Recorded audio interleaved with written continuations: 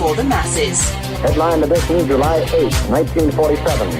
The Army Air Forces has announced that a flying disc has been found and is now in the possession of the Army. If the game is rigged, change the game. Game changer. I occasionally think how quickly our differences worldwide would vanish if we were facing an alien threat from outside this world. This is Fade to Black with your host, Jimmy Church, on the Game Changer Radio Network and KGRA, the Global Radio Alliance.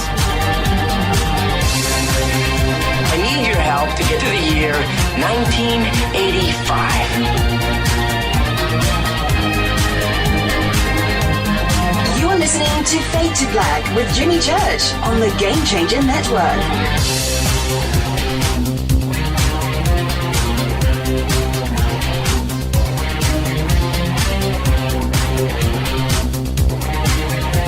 Yeah, man. How you doing? How you doing? Yeah, man, it's Fade to Black. Bespoke radio for the masses.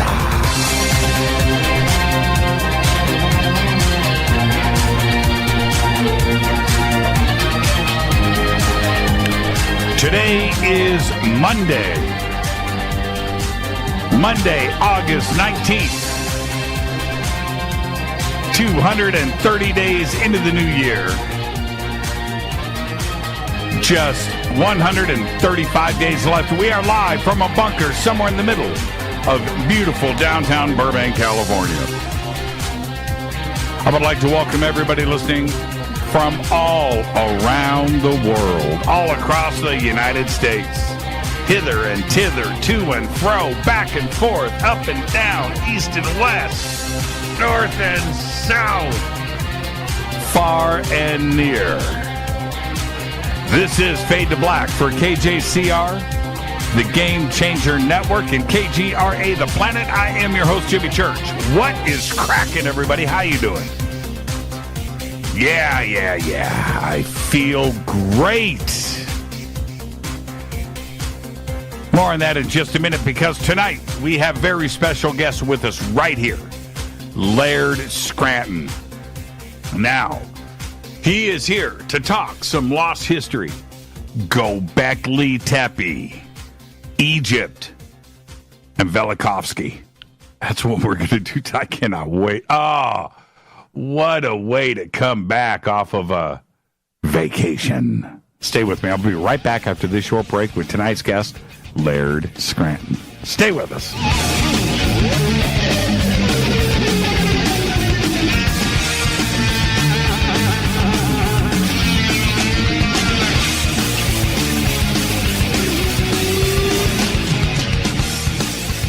All right, welcome back. Fade to Black. I'm your host, Jimmy Church.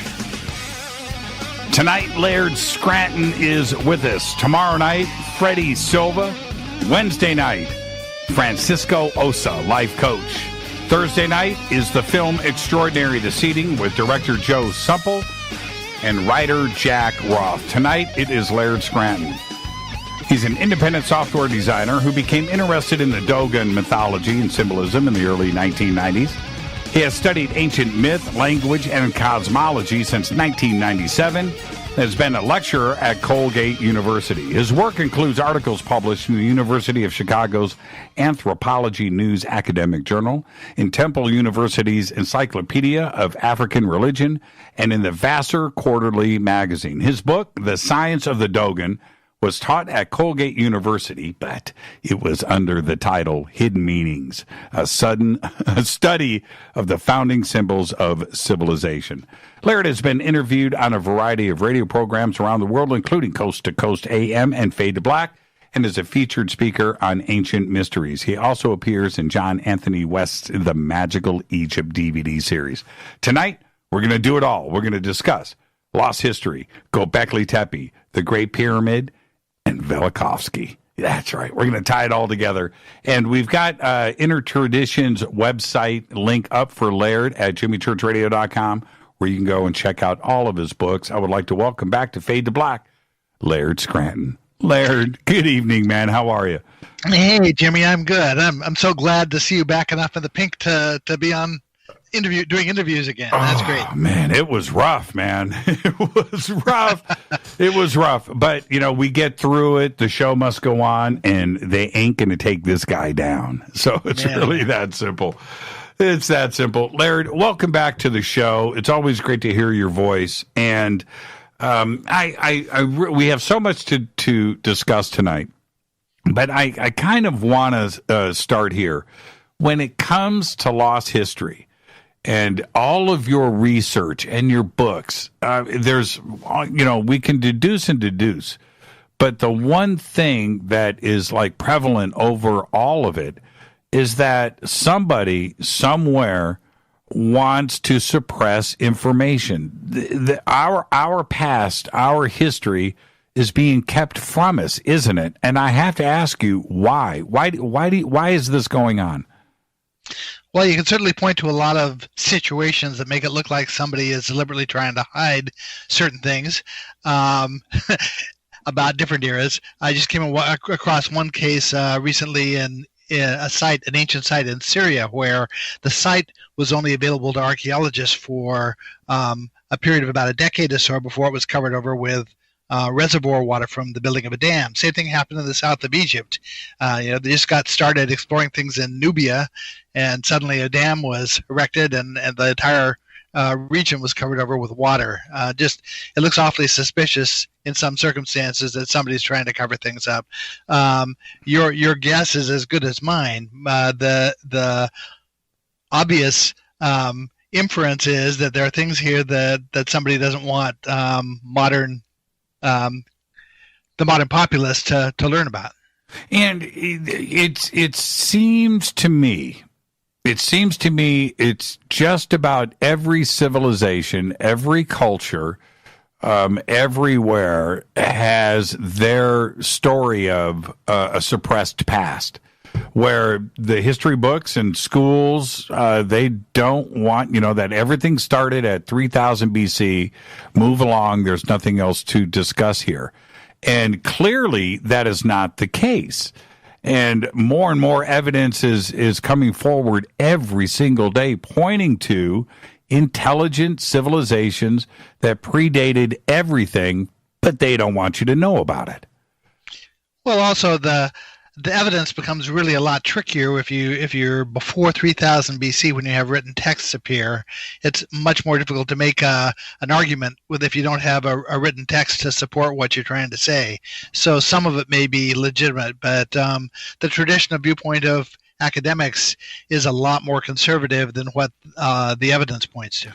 Well, then we can start with Gobekli Tepe. Oh, and by the way, the Fadernauts here, this audience, they started a drinking game like 5 years ago when I started speaking about Gobekli Tepe. And so now every time I say, or you say, Gobekli Tepe, they drink. So I'm guessing in the next 20 minutes, we're going to lose half of our audience. You're telling me that every time I say Gobekli Tepe, they're going to drink. Gobekli Tepe. We'll see how many different ways we can work that into a sentence. I know, right? I think even GT doesn't work anymore either. That passes. So, but okay. The significance of Gobekli Tepe touches upon the 2 or 3 points that you just made. And the first thing that I'm going to bring up is written text. Clearly, on those pillars are symbols and messages left for us. And that wasn't supposed to exist, let alone at 7,000 years predating the Giza Plateau or ancient Sumer, right?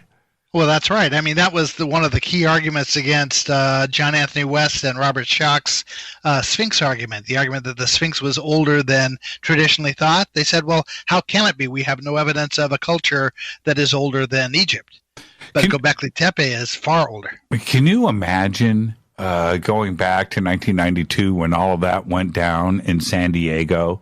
That if Shock was able to at that press conference go, well, surprise news, Gobekli Tepe, right? Yeah, that's right. That would have been great. Well, as it is now, Gobekli Tepe is so substantiated that nobody can really question that it represents things that are far outside of the traditional paradigm that has been put forward for ancient Egypt. Now, I want everybody in this audience to understand what we are saying here, okay? It's very simple. 3000 BC, in any textbook, in any course, in anything about world history, was the start of everything. Now we have something that is 7,000, not 700, not even 70 years, right? Which would be pretty cool, too.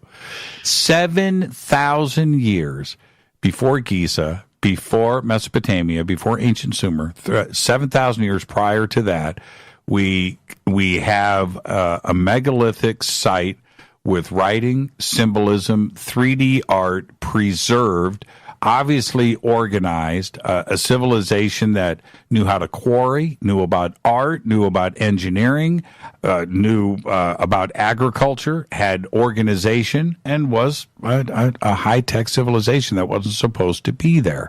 That's exactly what Gobekli Tepe gives us, isn't it? It certainly gives us a toehold into all of those things. We have a cluster of civilizing skills that all appear in the same place at the same moment. As you say, metallurgy, agriculture, stonemasonry, animal husbandry, the beginnings of what looks like might be proto-writing. You have all sorts of things happening, weaving and pottery, all these things within a very short span of time in the same region make their first appearance as far as any evidence we have goes. Now, just saying that says it should be, according to academia and the media, one of the most important sites, if not the most important site on this planet to date, but nobody's talking about it. Right. There isn't an awful lot of discussion academically about it. I think that with the death of the lead archaeologist there, that things have slowed down a little bit in terms of the excavations they've been doing. But there's an awful lot of potential for tracing the roots of other cultures from that region outward. As a matter of fact, that's what part of my research is focused on these days, is tracing how things went forward from that era. Now, there's religion could be there. We don't know the purpose of the site, and we will certainly discuss that. But the other part of it, for me, which I think is the most significant, is it represents something celestial. It looks like there is. It depends on how you certainly want to interpret it. But there is representations of our seasons, and could possibly be things that weren't talked about. I want to say this without sounding too wingnutish, but but would suggest how do I want to say? It would suggest knowledge of the heavens and transitions in the heavens that weren't talked about for another 8,000, 9,000 years, and not until Dendera. So if that is indeed the case, and represented the same way, which means they're looking up and seeing Taurus or Cygnus or whatever, represented in the correct way that would be picked up by other civilizations, but another 8,000 years later. And you have to stop and ask yourself, where does this knowledge come from at 10,000 BC, 11,000 BC? That's right. And there are any number of theories right now about what was really going on at Gobekli Tepe. What's clear is it wasn't a city and it wasn't a fortification. So that pretty much leaves that it was a sanctuary that people went to for some specific purpose. To me, it looks like those were educational purposes. We have skills that the Buddhists and the Africans and others are talking about, having been instructed humanity in ancient times, all appearing in that spot. And you certainly have a site where it looks like people made pilgrimages to. That would certainly be consistent with what later cultures were doing. You have theories that say that the carvings on the pillars represent astronomical events that were happening in the sky. There are people who represent that there were alignments to specific constellations and specific risings and settings of stars and so forth. A lot of it is very difficult to prove because, as I said, we don't have written texts to tell us what the people at that time felt that these things represented, and so we're left to sort of guesswork sometimes about what must have been true. And we picture this is what is amazing to me, is that academia will paint a picture that at 3000 BC at 3000 BC we transitioned from Stone Age man into the Bronze Age. That was the magical time, right? And then slowly metallurgy came in, but before 3000 BC, man was out foraging for seeds in the desert, walking around with a club in his hand, and that's seriously what they want us to picture in our mind's eye. And then Gobekli Tepe shows us that we had things like fashion. We had belts and belt buckles and clothing and were able to carve in 3D relief. 3D relief. Now, clearly that's not Stone Age man. That's a culture that was technically advanced, and nobody wants to step forward and talk about this. Right, and the crazy part is that we have the evidence of these carvings that predate the first evidence we have of tools that were capable of producing the carvings. So, exactly, no kind of a theory as to how this came about. And now, okay, staying on this, in order for, and we don't even know how much is there. All right, we've only got 10 to 25% of the site excavated right now. That it could be far older and more complex. The archaeology's got to be completed there. We're a long ways from that. But the fundamentals are here. I will argue with anybody when you have to have the organization and the knowledge of how to quarry these stones, transport them here, and then build the site. Forget about everything else. Forget about feeding. Forget about the astrology, the astronomy part, the cosmology part. Leave all of that out. Leave the artistic stuff out. Leave all. There were no weapons. There were no arrows. There was nothing military or defensive or offensive about the site. Leave all of that out too, Laird. That's right. Let's just talk about quarrying these stones and how Stone Age man went, I got an idea, right? Let's talk about that. It's an amazing, technically advanced site on that principle alone, isn't it? Well, that's true because there's so much that goes into trying to extract stone from the stone bed that it's in. Then, if you take a very large piece of stone, how do you move it? How do you slide it? How do you transport it? Why would you think to do that? How far did you have to move that? How many miles did you have to try to move this? Were you moving it uphill? Then, in terms of the technology it takes to try to erect it in a way where the stone doesn't fall over and kill you, let alone, do you carve it before you put it up? Do you carve it after you put it up? Who even has any stone carving skills to work with? It's a very, very, very interesting site. There's an awful lot going on there that nobody understands yet. Now, let's talk about, before we get to the break, and we'll continue the conversation after, but let's talk about who built it. In that, at 7,000 years predating Giza, so let's just pull some round numbers, 10,000 BC. It could be 10,500, it could be 11,000. Right. But we're at the edge of the last ice age, no matter where we date it. There's that aspect of it. You would normally kind of deduce, I said that twice in a show, I won't do it again, but that maybe this came from the south and moved north, right? Because of Mesopotamia, because of ancient Egypt and those cultures there. But we're talking about on the Armenian highlands, which is now present-day Turkey. Right. And it wasn't the Turks that built Gobekli Tepe, right? It was the ancient Armenian people. Oh, and did this come from a culture from the north that came down to the south? Who built Gobekli Tepe? Right. Well, again, we have various theories from various researchers who all are looking at it from their own perspective. I think the old saying is that if you consult a brain surgeon, you're going to get a surgical solution proposed to whatever your problem is. Mm-hmm.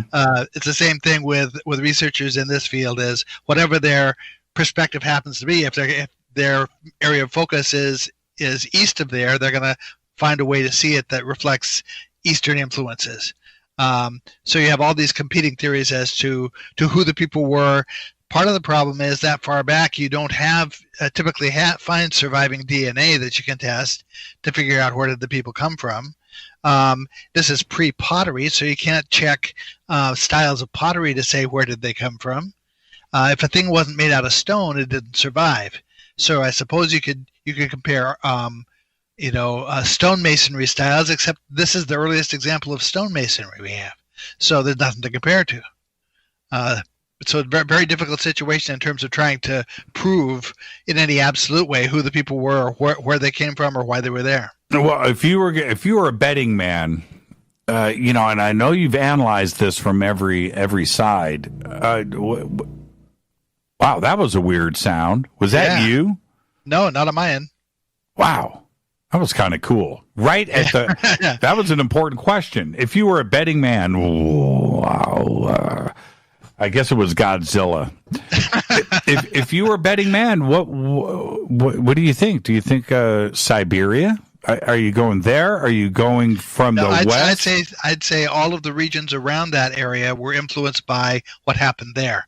It looks to me, based on studies of DNA, studies of civilizing skills, studies of agricultural cultivated plants that were moved outward from there, domesticated animals that moved outward from there, tools and things like that.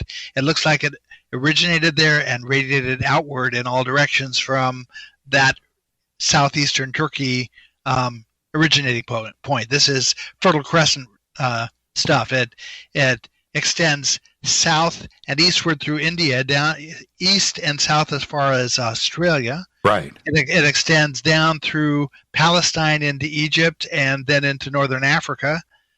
This is Breasted's concept of the Fertile Crescent. He was tracing all of those aspects of civilization and mapped out this area that looks like a crescent. That's why it's called the Fertile Crescent. But we don't have any clear picture of any of this having radiated inward from the outer regions. So you're suggesting it was the Kardashians? Yes, I guess so. No, I mean there are perspectives that say that. John Anthony West was one of the people who entertained the idea that survivors of a prior civilization decided that was the place to try to reestablish civilizing skills for humanity. The name Gobekli Tepe, and I'm going to give everybody a chance to take a drink here. The name Gobekli Tepe, one of the interpretations of it is that it means central hill. Translation is difficult because back in the day of Gobekli Tepe, every word had a cluster of meanings associated with it. But central hill is also the translation of the Greek word opolis, and all of the Greek temples were situated on hills that were central.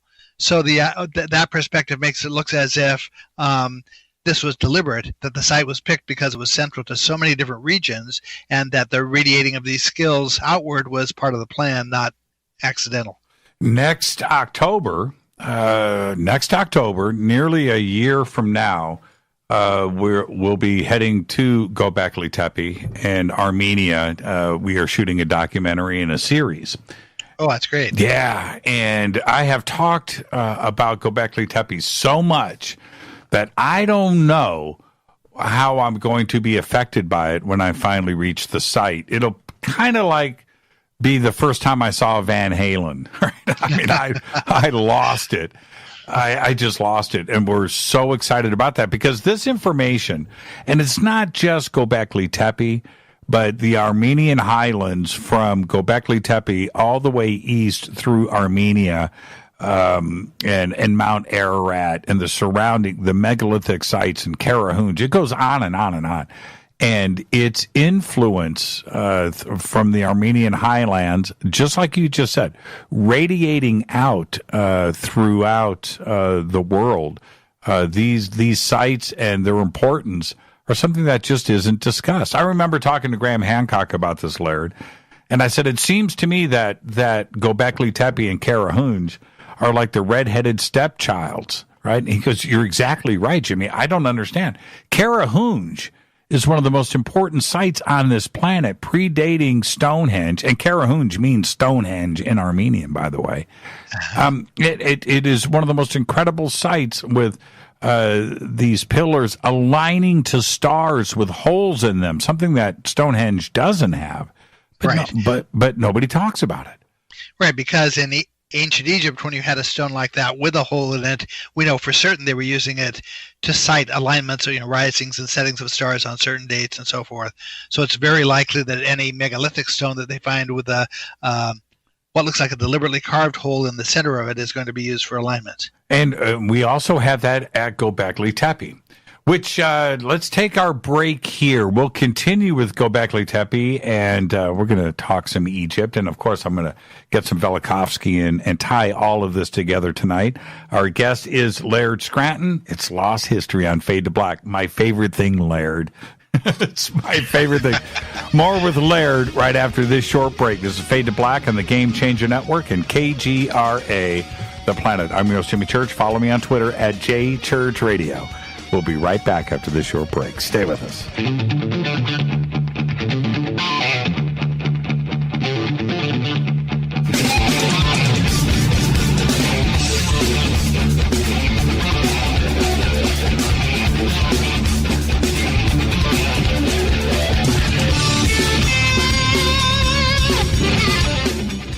Welcome back, Fade to Black. I'm your host, Jimmy Church. Tonight, Laird Scranton is with us. We're talking Gobekli Tepe. How you guys doing?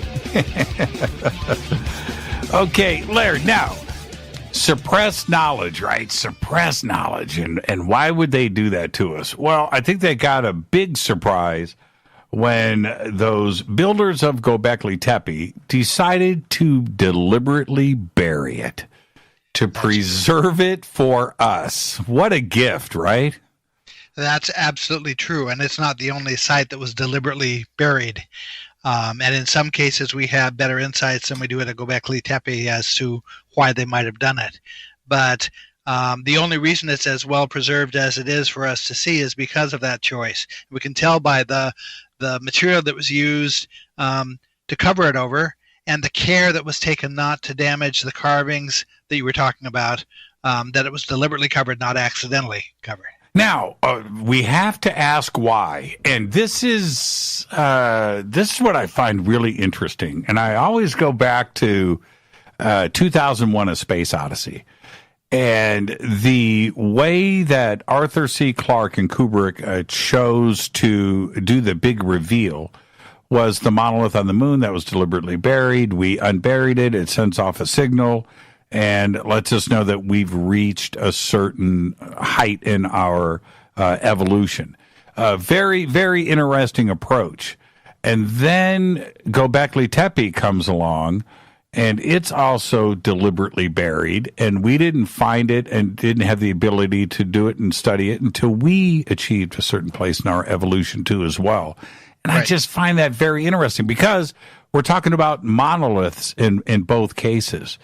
and that it was deliberately buried. Now, why would they deliberately bury it? Was it to preserve a library or a museum?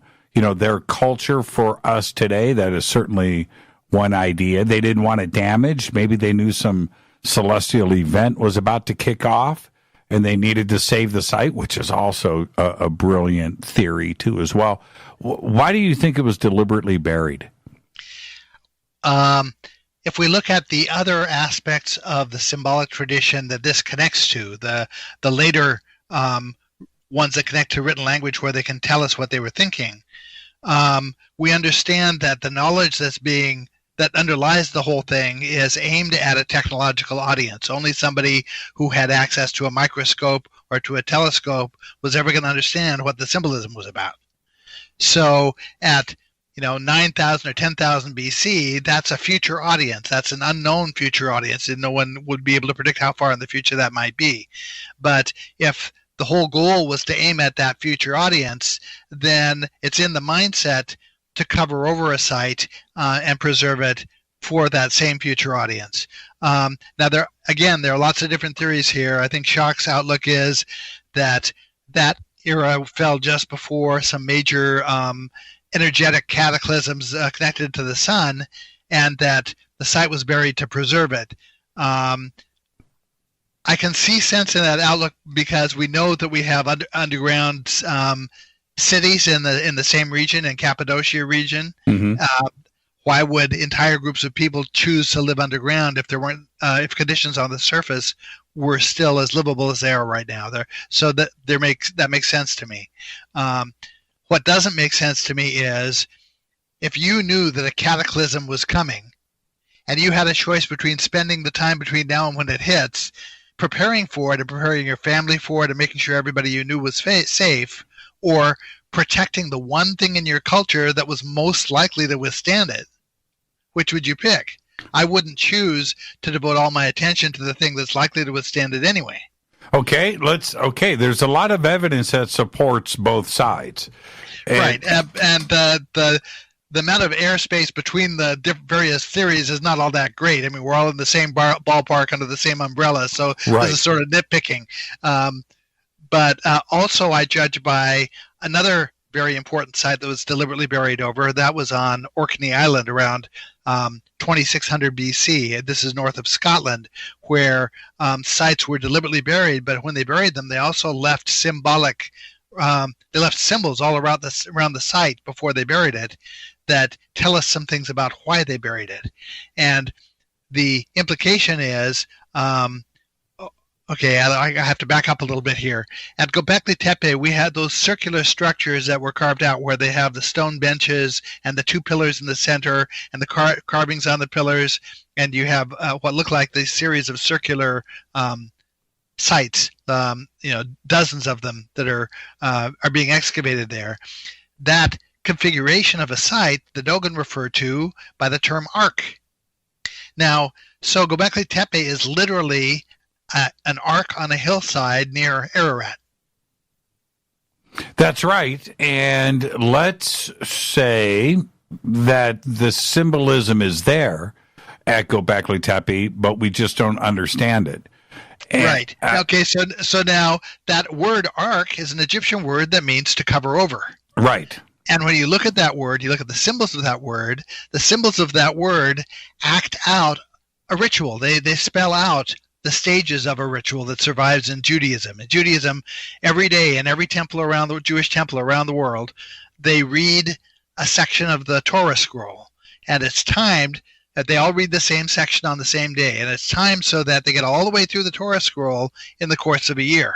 And at the end of the year, that they rewind the scroll and put it away. But every day when they finish reading that one portion, what they do is they deliberately and carefully cover over that scroll and set it back in a cabinet called an Aron HaKodesh, which gets abbreviated to Ark. So, if that is the case, then we have to ask why.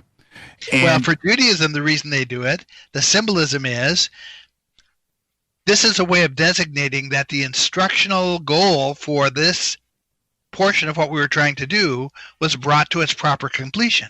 If it hadn't been, we wouldn't have gotten to the part where we cover it over and put it away. But, okay, wait, let me jump in. This is great stuff. I feel smart already. But if that is the case, then it would be an extraordinarily important site for them, that so important that they would want to bury it and preserve it, and family and everything else comes second. That would make sense to me. Right, and it's not clear that the site was buried before the cataclysm happened, because we're talking about a span of about 1,000 years. The site was ostensibly unused for about 1,000 years. So it could be that the cataclysm happened and was over, and by the time it was over, then the community decided it was time to bury over the site. But symbolically, the act of burying it says to me, as a symbolist, it says, look, the thing we were trying to accomplish in the way of educating people was brought to its proper conclusion here. It didn't get interrupted. We were able to do what we intended to do, and then we covered it over, and part of the reason we covered it over is so that you'll be able to see that we finished that. Now, and talking about symbolism, let's talk about what appears to be a zodiac. And the first time that I saw that pillar, I immediately jumped at zodiac. That it was rather apparent to me. Do you see a zodiac there? I'm in agreement with French anthropologists who studied an African tribe that I work with called the Dogon. And in the Dogon system, the French anthropologists noticed that all of the elements that eventually became a zodiac were evident at around 3000 BC in Dogon culture. So yes, this is the same symbolic system for me. I trace the one I'm studying from Gobekli Tepe. I expect to see the elements of a zodiac there. I understand that those didn't get pulled together into a coherent form as far as we know until about the time of the Babylonians, which is much later. Right. Well, I referred, to the zodiac in Dendera on the ceiling there. But yes, no matter how we take a look at that, that wasn't for another 8,000 years. So how is it possible? I seriously want your insight on this, your opinion. How is it possible that a culture 8,000 years before could develop the symbolism of a zodiac from celestial bodies and have it represented the exact same way, with the same animals and the same symbolism? That seems to me to be impossible. Okay, well, let me explain it in the way I understand it. There are certain civilizing skills that we can see were being instructed at Gobekli Tepe. We listed them earlier. We're talking about metallurgy and stonemasonry and so on. But there are also other civilizing skills, some that are essential to agriculture, that we can't see. We don't have stone evidence of. One of those is the ability to keep time and keep a calendar. Now, in ancient times, especially in the Buddhist tradition, the first exercise they teach a Buddhist initiate is geometry that essentially creates a sundial. And that sundial allows a person to track the hours of a day over the course of a day by watching the shadows, the sun. We're all familiar with how the sundial works. Right. But the same geometry also allows them to plot an east-west oriented line every day, that if they plot it every day using shadows, they can watch that shadow move day by day further and further north until it reaches the solstice, and then back south again through the center of a geometric circle at the equinox, and then continues southward until the next solstice, and then it moves back. It gives visibility to the seasons of the year the same way that the shadow of the gnomon gives visibility to the hours of the day on a daily basis. So these timekeeping, now that all takes into consideration the concept of keeping time during the daytime. However, there are also reasons why we need to know what time it is at night. And that's done in a different way. That's done by defining the concept of constellations set at hour-long intervals apart from each other at night, so that we can watch these constellations rise on the horizon, and an hour later we see the next constellation rise, and an hour later we see the next constellation rise. Now we have a clock to go by at night. The symbolism for those constellations was represented in terms of animals the same way that symbolism on the pillars was represented in terms of animals. So this was a very early feature of this cosmological tradition. The reason everybody had it was because that's how everybody was taught to tell time. Now, that works for me at 3000 BC. Okay, that concept works for me. If we back up, there's we can bring up Nabta Playa, 7000 BC, a calendar out in the middle of the desert in Egypt. And okay, so now we're pushing technology pretty far back. But going back to Gobekli Tepe and understanding what is going on at night, I have a hard time with that unless they were taught, unless they already had this knowledge, they were exposed to what constellations were, how to follow them, because Stone Age man isn't going to have that ability. You know what I did last night, Laird? Last night, I got out my iPhone that has night sky on it, right? A real-time map of the heavens, and you can track any star, anything. It's all there. And I'm sitting there with Rita last night. We were waiting for this constellation to appear, and the moon. It was a full moon last night, and we got tired of waiting. This stuff doesn't move, right? You're sitting out there forever. And I always picture how ancient man looked up to the heavens and understood this. I have the ability to do it with technology, right? I have books, I have people, I have you to tell me how this is done. I go out there underneath the stars. I don't have the patience for it. I don't know how they did it. It does take patience, but you realize that back in the day they had nothing to do but look at the sky. I know that's they could sit around the campfire, they could tell stories.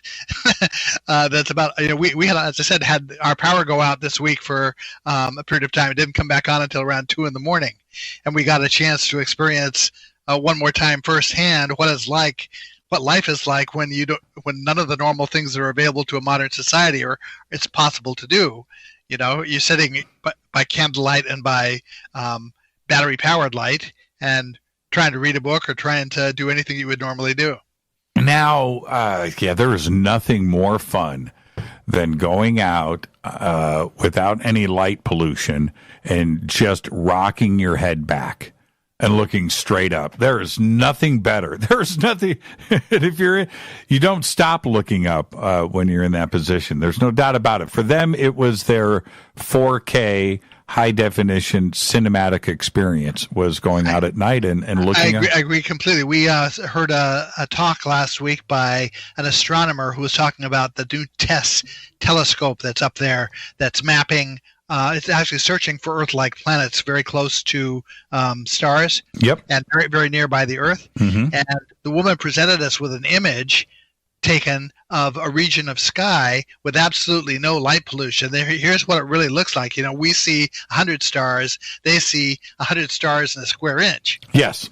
And it was such a compelling image that my wife, Risa, first thing she wanted to do when we came back was to print a copy of it so she could have it to look at.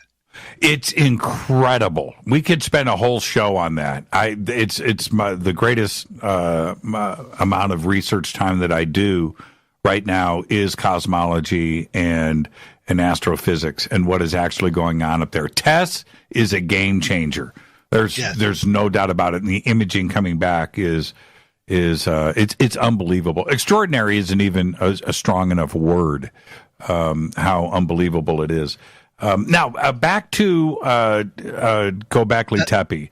And the reason why I want to stay on the zodiac and the idea of identifying what is going on up in the heavens at that period of time would suggest to me, nothing is discovered. Everything is taught.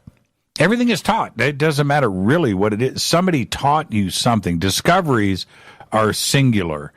I don't think that they discovered the zodiac or No, I agree that, and the perspective of the ancient cultures I study is when you get to the bottom of it, they say, look, in ancient times, someone who thoroughly understood this taught it to us. That's it. I mean, that's it. There's no other way to look at it, right? Right.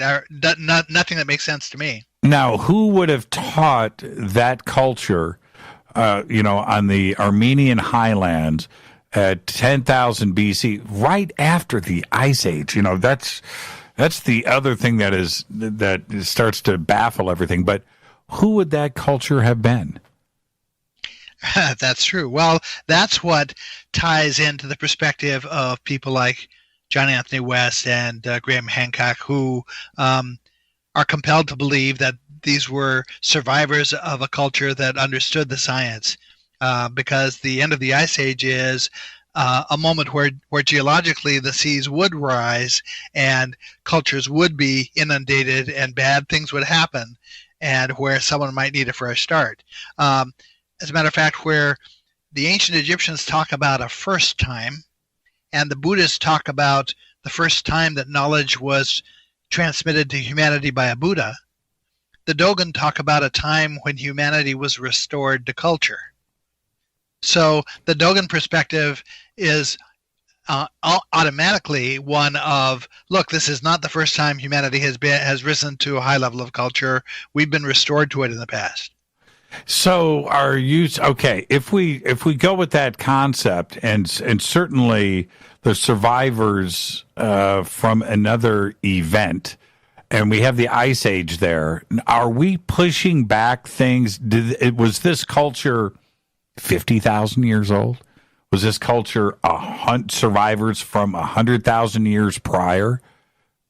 And we have no way of judging that is our problem, because the Ice Age serves as an effective block to evidence. That's right. That's right. And it allows, I mean, for me, almost any theory, any idea needs to be listened to here, because none of it makes any sense, right? Well, none of it makes any sense in terms of what we've been traditionally taught to think. Right. that any idea we're going to entertain here is going to step outside of our comfort zone in one way or another. And are you okay with that? And why isn't academia, science and anthropology is supposed to be about asking questions and fixing it and moving on? Science is nothing but a string of things that broke. And I'm talking about math. I'm talking about ideas and theories that were corrected and fine-tuned, found to be wrong, moved on. It's one string of asking questions. Otherwise, we'd still have a flat Earth, right? That's the way we would be dealing with things. But we correct things. Why don't they go back and correct this and ask questions and try to figure out how this all happened to begin with? Why don't they do that? Why are they afraid of asking questions? Well, they've done too good a job of structuring the fields of study, that your average researcher might trip to these ideas, might even consider them very seriously in their own privacy, but the structures of academia don't really allow them the freedom very often to step outside of the boundaries and propose that something that's really off the wall might be true. And we have evidence of this mindset just about every turn that we take throughout history, don't we?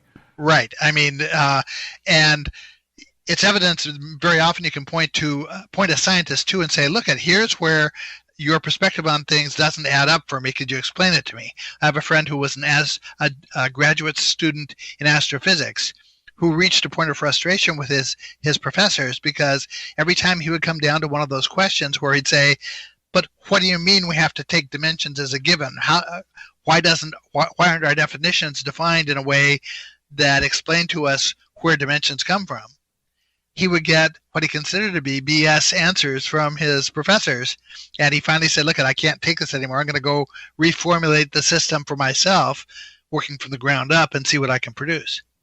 And if we haven't even talked, well, we're going to get into Egypt next here after the break.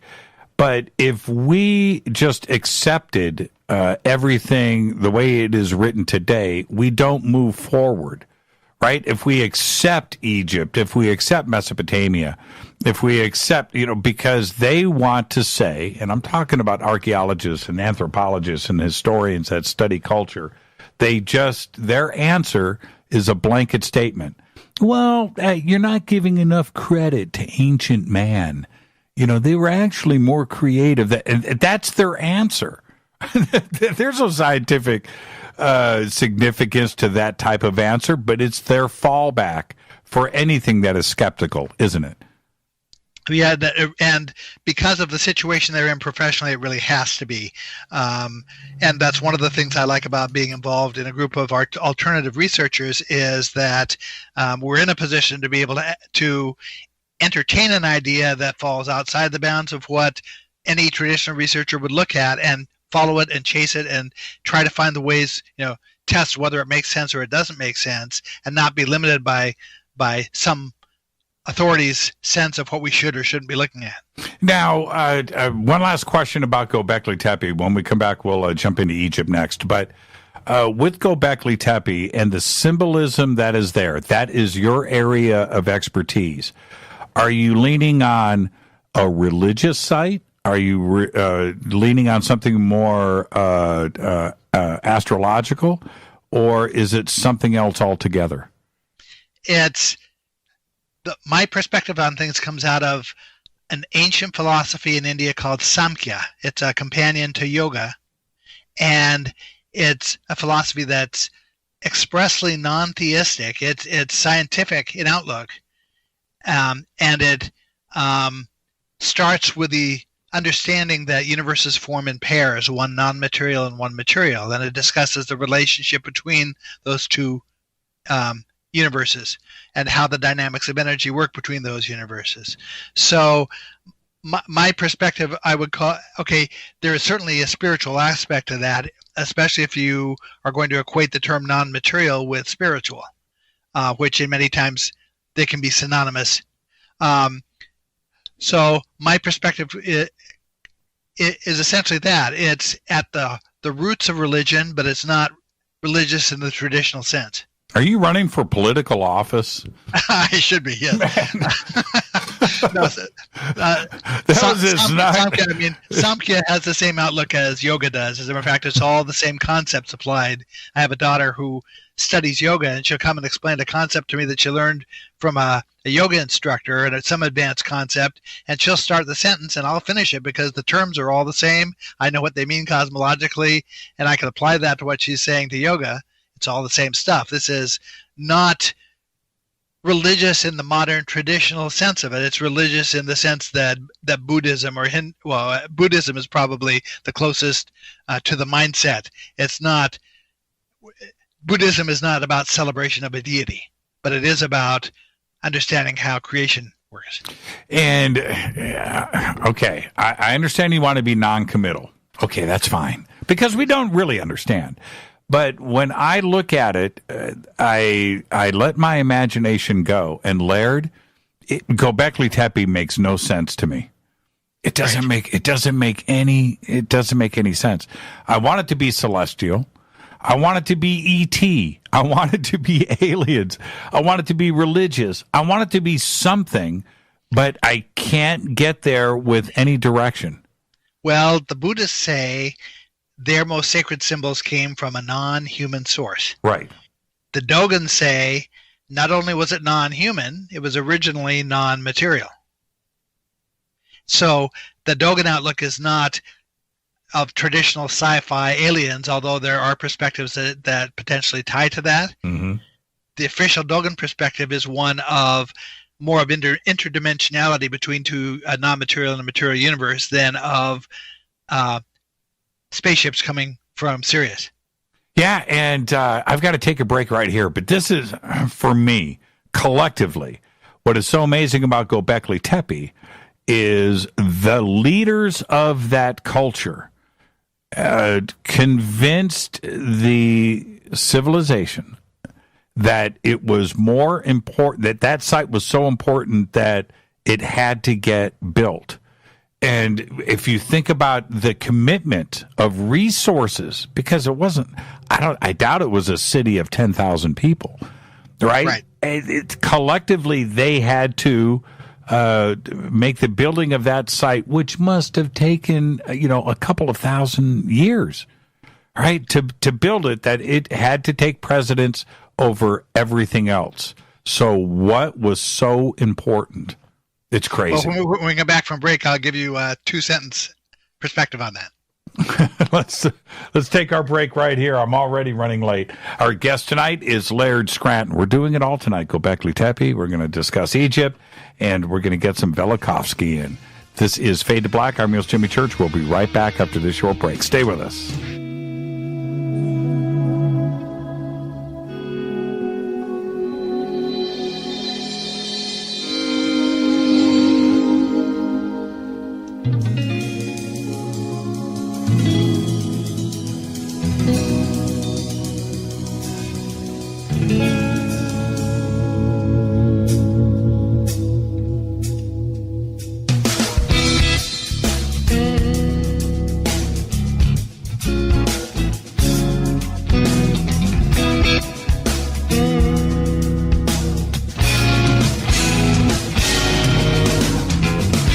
Welcome back, Fade to Black. I'm your host, Jimmy Church. What a great week we've got. Oh, man. Tonight, Laird Scranton. Tomorrow night, Freddie Silva right here. Wednesday night, Francisco Osa. And then Thursday night, we're not going to do Fader Night. Won't be open lines. Thursday night, we're going to do the film Extraordinary here. Extraordinary, the seating. With director Joe Semple. He's going to be here, as well as the writer Jack Roth, and we're going to discuss the making of the film and its possible impact on audiences worldwide and its release. We'll be talking about all of that on Thursday. But tonight it is Laird Scranton. Now, Laird, I want to talk about suppressed history. I don't think anything has been more effective than Egypt and ancient Egypt, and I find it so easy to go there. Why are Egyptologists so quick to just follow the dogma? Well, there is where the pattern was set for academic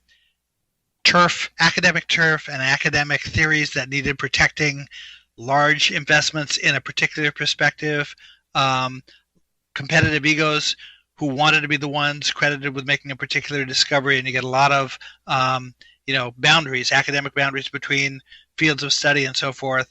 That's sort of where the pattern was set that we see in some other areas of academic. So that was sort of ripe for restricting certain knowledge to certain people. Zawi Hawass is a person who plays cards very close to his chest about discoveries. Surely he knows things about the Giza Plateau that he isn't being, always immediately forthcoming about. It's hard to say what the ultimate motive is. I think that there's information here that is very significant. From my point of view, it fundamentally belongs to humanity in the same way that it's the fundamental right of a person, if they find a seed on the ground, to try to plant it and try to expect something to grow from it if they handle it properly. That's a fundamental human right. If someone tried to corner the market on seeds, I would say that's a violation of humanity in the same way that trying to corner the market on ancient knowledge would be. I just watched a documentary on the Muon experiments by both Japanese groups that went in and found the new chamber above the Grand Gallery.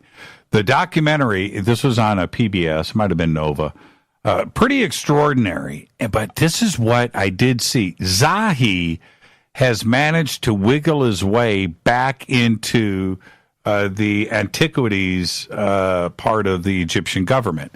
And what was interesting, though, and I'm not making this up, Laird, when he walked down a hallway or into a room, everybody around, they were like dropping to their knees and bowing, like freaking out. It's Zahi. I was just, his ego is so out of control. He's stopping and starting meetings that he has nothing to do with technically. He's not part of it anymore. And he is controlling what was going on and how this Muon experiment and testing was going to occur, all from outside of the antiquities department. It was crazy to watch and witness. This guy is way out of control. Well, speaking of my friend John Anthony West again, he had respect for Zawi. I mean, I know the two of them had their differences and fairly significant differences, but in the end, John would say, it's always okay if you understand him and what where he's coming from and what is trying to accomplish. So it's not like a cut and dried issue. This is a complicated man, and there's a lot there to understand about him. Well, did you see that? I don't want to stay on him too much here because I'm just going to inflame the audience. But the video of Graham Hancock speaking to Hawass about Gobekli Tepe and how important it was, and Hawass turns to Graham and he goes, "What are you talking? I've never heard of this Gobekli Tepe." And it's just like, dude, stop with that. All right? Only because it interferes with their dogma. Well, yeah. So because the same way that an individual academic might have an ego, so do individual countries. And Egypt does not want its place as the premier ancient civilization to be knocked out of the seat. That makes sense. It does. It makes sense. And this poor audience is so drunk right now. Gobekli Tepe. But okay, so back to Egypt. The significance of the Great Pyramid and its lack of hieroglyphics of any kind, right, except for the purported graffiti. Let's just go with graffiti, right, in the upper relief chamber. Allegedly discovered by Colonel Weiss, and I say allegedly with kindness.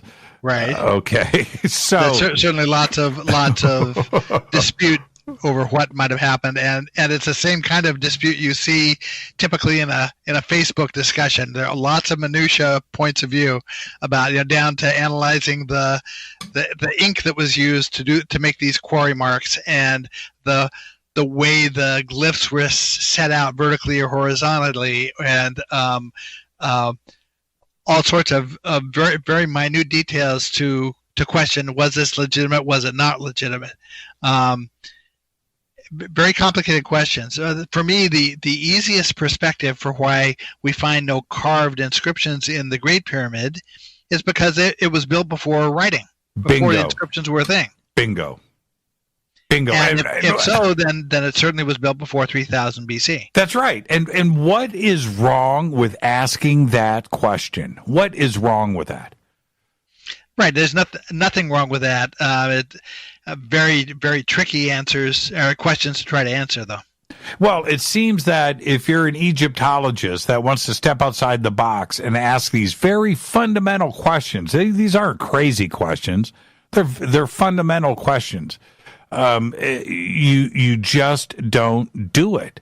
They absolutely will not, and will point to anything that they can to suggest that, including that 2-inch statue of Khafre, Khufu, that is what they have, and let's move on. I get uncomfortable with that. Right. Well, this is where Schock and John West's work was so pivotal, because they were the first ones to come up with a rationale that had to be addressed. So, yes. Now, the lack of hieroglyphics, where we have anywhere in Saqqara, anywhere that you want to go, any other pyramid, any other complex, any other temple, any other site is adorned from top to bottom. The most significant site in all of the world lacks anything. Now, what is so hard to figure out here? Right. I mean, if Occam was here, he would say, let's go with the easy answer. The easy answer is it was built before we had written language. So if we start to connect the dots, and we could almost include the Dogon in here too as well, but if we start to connect the dots, are we suggesting that it is possible that the very same information and cultures that built Gobekli Tepe could be responsible at the same time period, because we're going back to 10,500 BC here? Okay, here's the perspective on that as far as I'm concerned. If we embrace the idea, Robert Bauval's idea, that the three large pyramids reflect the belt stars of Orion at 10,000 BC, and that the Sphinx's gaze is pointed towards Leo at 10,000 BC, if we're going to entertain that as being a valid perspective, then we're left with two choices. One choice is that at least the alignments were set in the era of 10,000 BC for those structures. If we don't say that, then we have to imagine that thousands of years later, when the structures are built, somebody had the capability of retrospectively calculating what the alignment should have been. And I don't see any evidence that anybody could. So my best guess is that the Sphinx and at least the alignments for the pyramids are contemporaneous with Gobekli Tepe. They would have to be. And the carbon dating of the materials at Gobekli Tepe, which absolutely have been done over and over again now, we can definitively say 10,000 BC and areas of it that are actually older, right? And you even said yourself it could be 1,000 years. It could be older than that. We don't know. We haven't done completing the digging at Gobekli Tepe. Wouldn't it be fantastic if it went 20,000 years? That would certainly. John Anthony West's view of the Sphinx was it might well go back. Okay, we're talking about what are essentially precessional cycles, yuga cycles. That's right. Talking about 12,500 year half cycles or 25,000 year full cycles. It's in his estimation, it was possible that the Sphinx went back another full cycle, possibly even 30,000 years back. Now, here's the $1 million question. Do you think that there is evidence in possession and knowledge from any aspect, whether it's carving, literal, papyrus, it doesn't matter, that Egyptologists know that the Giza complex predates their own dating, but they're not going to talk about it? Do you think that they know for sure? I think that somebody in the field of Egyptology, I think that people in the field of government and people, no doubt people at the Vatican, know the truth of the situation or have a much clearer sense of what the truth is. And I think that they know that these cycles of humanity go back farther than anybody has admitted that they do. Isn't there a benefit to that knowledge? Isn't there a benefit for us to find out the truth? I mean, I understand religion and I understand the economy of Egypt and the need of, keeping the money flow going. I understand all of that. But isn't there a benefit for all of us to find out our true origins? Well, from my perspective, one of the key motivations of whoever put the symbolic system together in ancient times was because they felt that it was essential for humanity to know the truth about this and to preserve it down through the ages. Somebody went to an awful lot of trouble to set up symbolic techniques, extended metaphors, very careful ways of putting myths together, very careful ways of putting architecture together, very careful ways of representing geometry and mathematics, specifically so that this body of knowledge would not get lost down through the generations. It was important to them that humanity understand it and that we be able to preserve it. So absolutely, I think that there's a huge motive that most of us don't really fathom what that could be. And my best guess is that there are people on the planet who understand what lies behind that. If another Gobekli Tepe, another site surfaces, it doesn't even have to be in the Armenian highlands. It doesn't have to be in Africa. What if it, here in North America, for instance, or South America, or China, another site is revealed that even is older than Gobekli Tepe, but definitively suggests the crazy stuff that they don't want us to know, right? Even more definitive than Gobekli Tepe. I can't imagine it going there. But suppose it actually happened. Could you handle it? Could you handle the knowledge of an intelligent civilization that is 15,000 years old? Yeah, I think knowing with the perspective that I have on things, I think that's almost a given. Just looking at Egyptian language, okay, one of the questions I asked myself studying Gobekli Tepe was, what did the ancient Egyptians call that region of the world? Well, it turns out the Egyptian term for it was a word, get pet kai. No, it's an archaic word. No. Pet kai is pretty close. This is their name for Cappadocia, which is the region where Gobekli Tepe is. Right. Now, the symbols of the words are formulated in a way, in an archaic way. It begins with the image of a shrine, and it ends with a symbol of mountains. This is the name of a mountaintop shrine. Now, it's not the only name of a mountaintop shrine that's preserved in the Egyptian language. There's a second name that is formulated the same way. So from my point of view, and the second name, I don't have a site to specifically connect with yet, but the fact that there's a second name implies to me that there's a second site.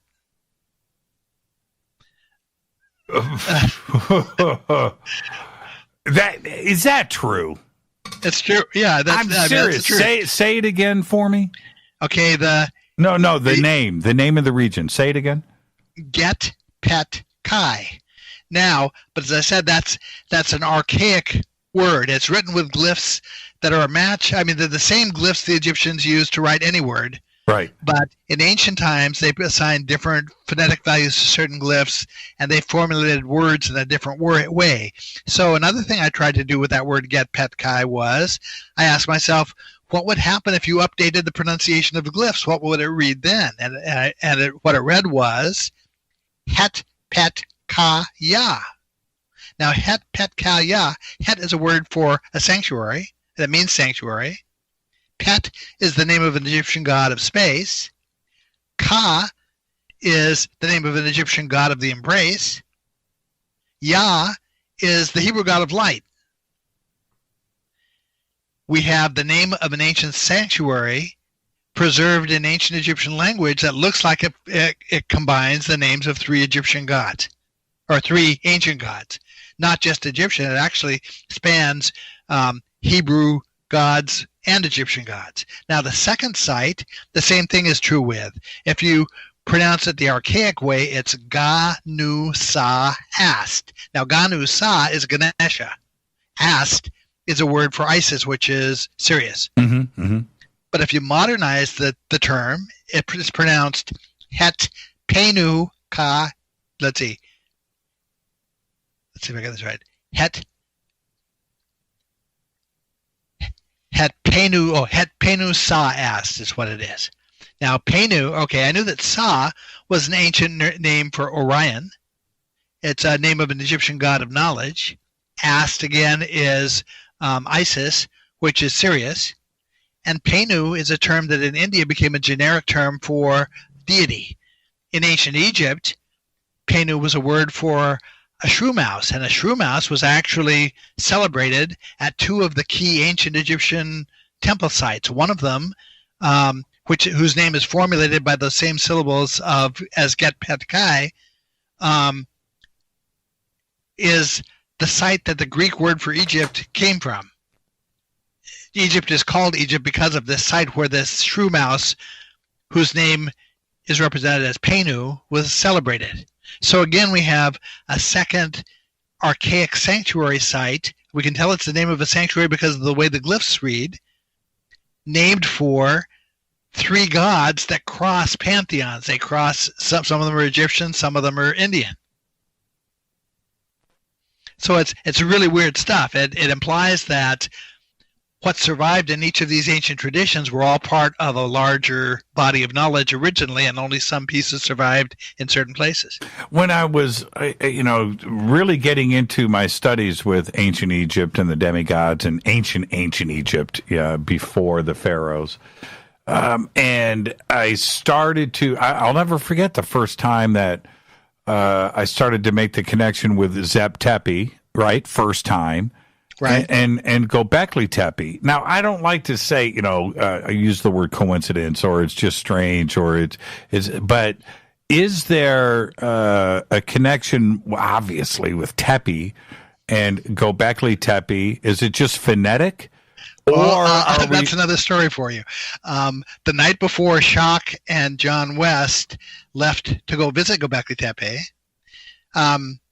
John Anthony West held a party at his house that my wife Risa and I were invited to.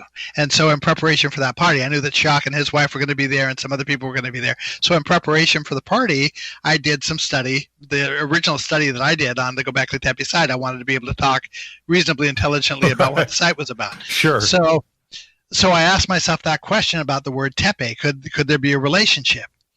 I went to the modern Turkish language, and I discovered that the word tepe has 25 separate meanings in the modern Turkish language.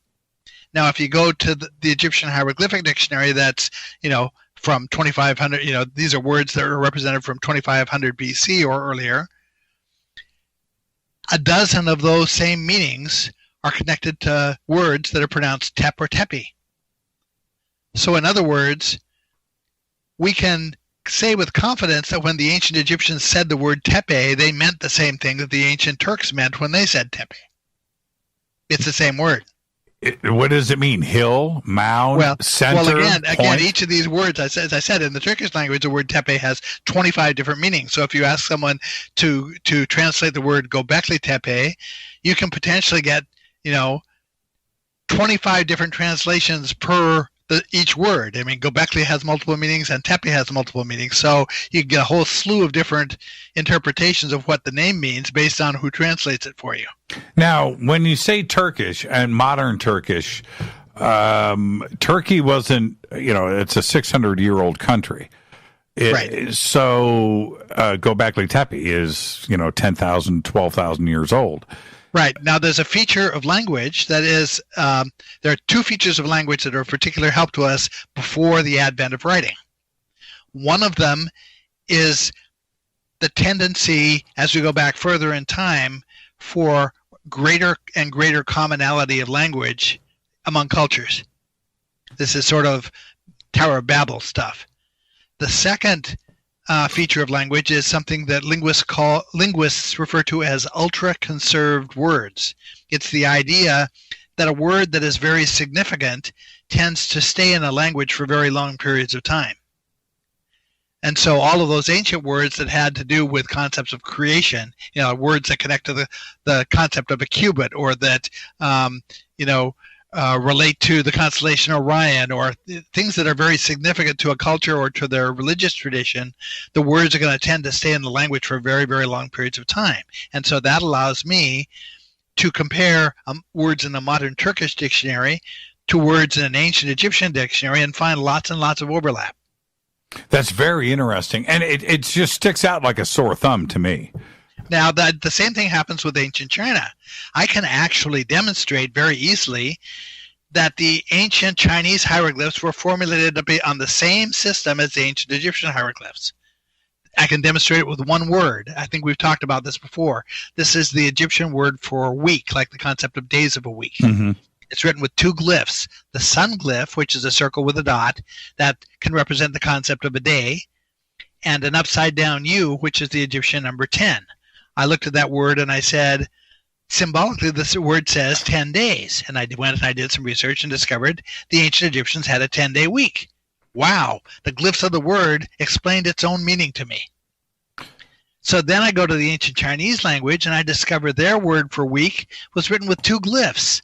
A sun glyph that was originally a circle with a dot, and their number 10, and they had a 10-day week also. I'm looking at it right here. It's the same thing. Yeah, it's absolute comparability at a fundamental level for how these languages were originally formulated. I drew. It's the wow. And I drew it out. I'm going to show everybody in my notes here, right? I drew it out here. And then just look it up. Ancient Chinese word for week. Just go and do that and look at the images that pop up. It's exactly what I drew.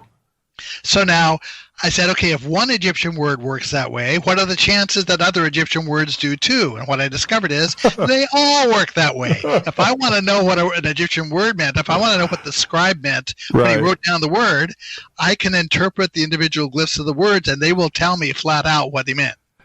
It's all there. It's all there. The dot is even in between. Right. That is trippy. And I just drew it out in Egyptian as you described it to me. It's right there. That's crazy. Now the next really interesting thing is there are certain Egyptian words where there's a trailing glyph at the end of the word that doesn't get pronounced. Those words are there to define for us what the meaning of the glyph, that trailing glyph, is. And so once you figure that out, then you can lay out a whole long list of hundreds of Egyptian glyphs and what they mean based on what the language tells you they mean, not based on what we guess they mean. Let's take our break right here. Got to do it. This is Fade to Black. I am your host, Jimmy Church. Our guest tonight, Laird Scranton. We're discussing lost history, suppression of knowledge, Gobekli Tepe, Egypt, and Velikovsky. We'll do it all when we come back. Stay with us.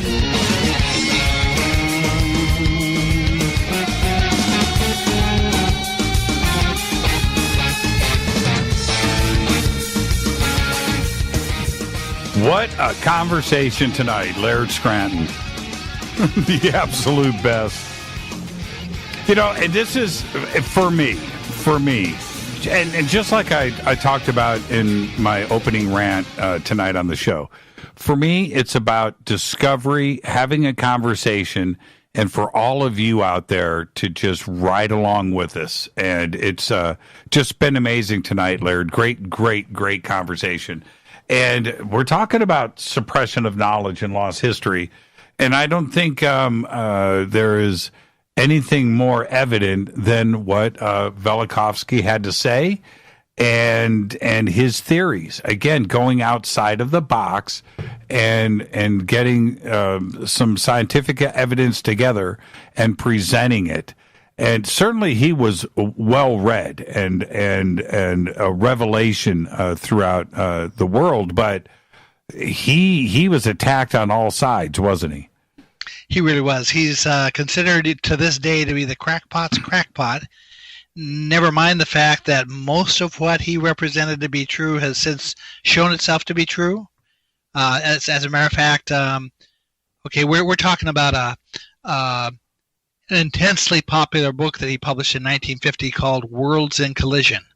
This was a very radical theory based on ancient references that claimed that the planet Venus had to be far younger an astronomical body than anybody thought it was. That in fact, Venus had been born during the historical memory of humanity and had been originally born in the form of a comet that sort of wreaked havoc in the plane of the orbits of the planets for millennia, and then finally settled down into its own orbit and took its place among the family of planets. Now, let's stay right here for a second.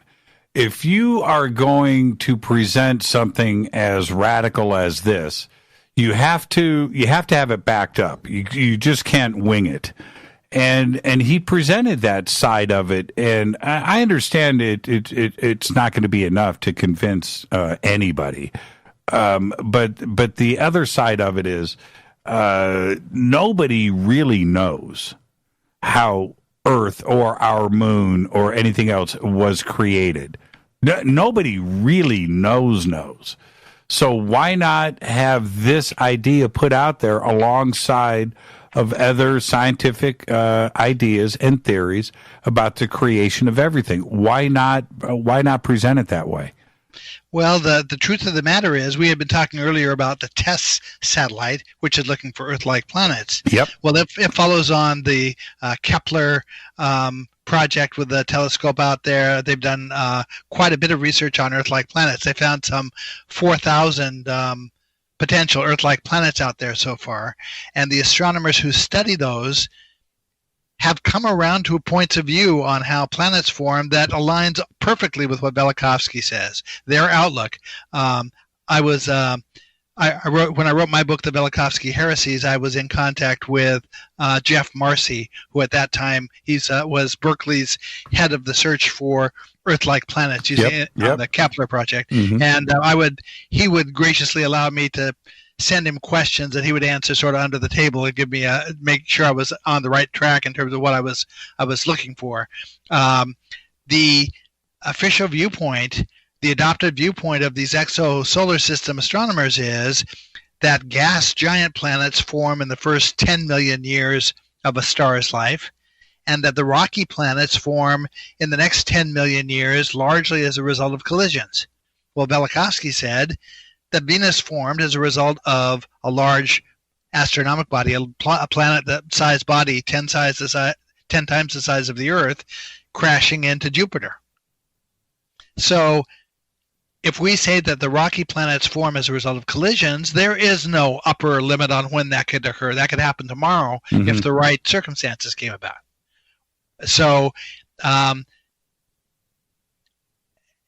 because of the study of these exosolar systems, it now is a situation where the two working theories we have for how planets formed in our solar system no longer hold water. They're contradicted, flatly contradicted by what we see in the exosolar systems. So we're really without an official working theory, and the one that the exosolar astronomers have is really in line with what Velikovsky says, although nobody will admit it. What kind of evidence do we have that backs up this from ancient astronomers in the past that were making notes of what was happening up in the skies?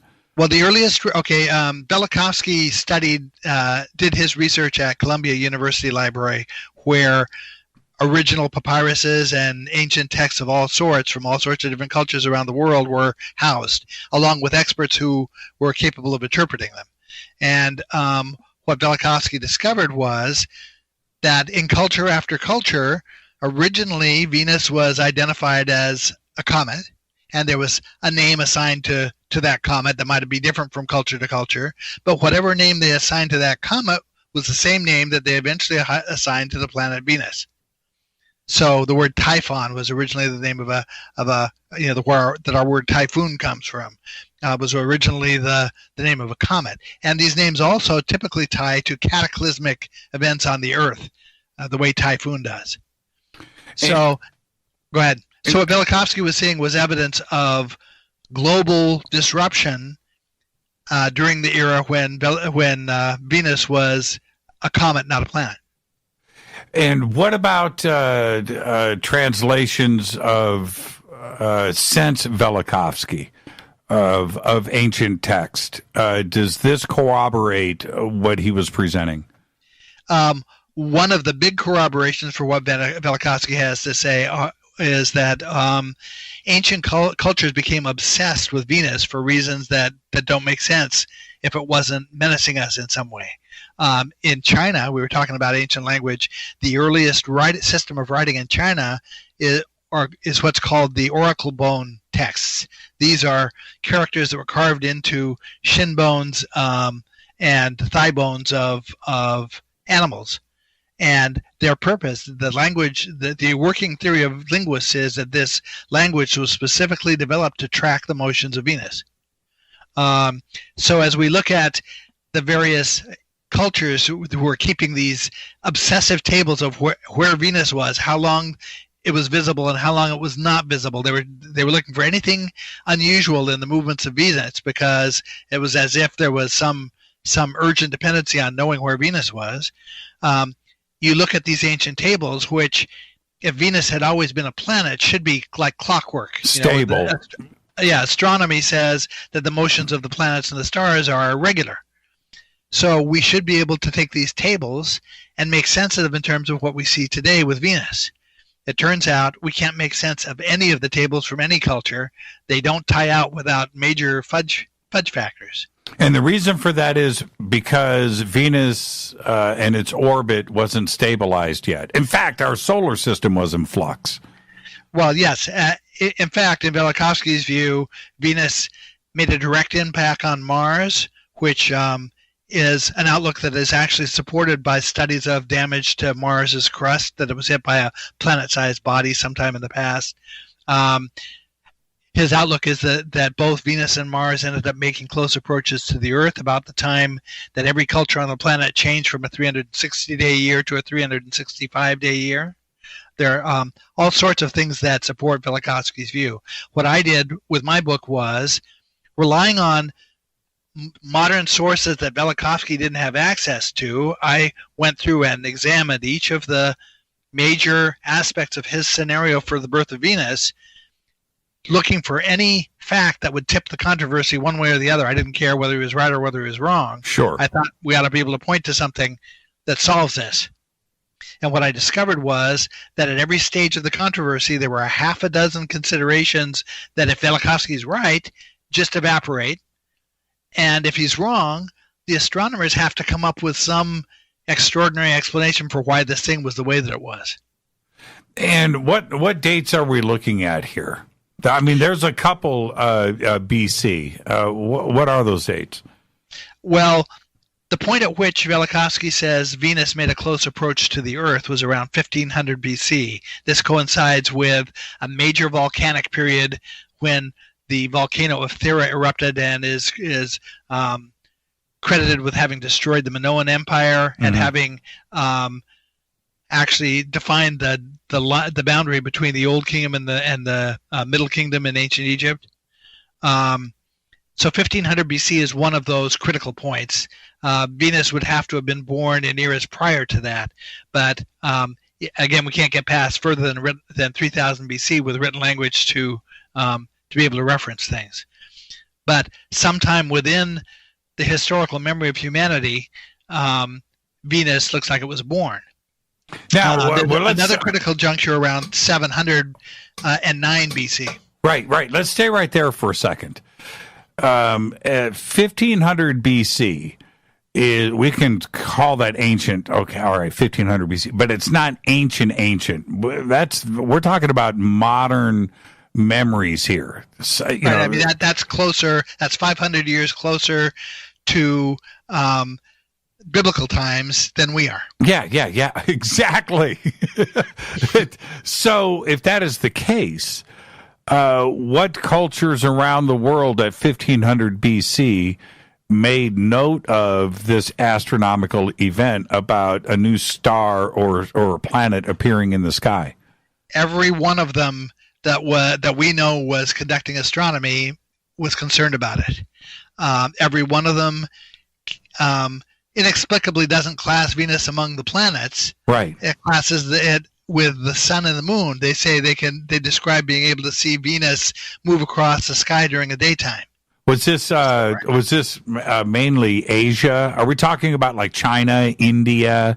We're talking South America. We're talking China. We have synchronized records from Korea and China that at one point there's a supernova that they know happened on a particular date, and it's recorded synchronously in China and in Korea, where the astronomers in both locations describe the supernova as looking.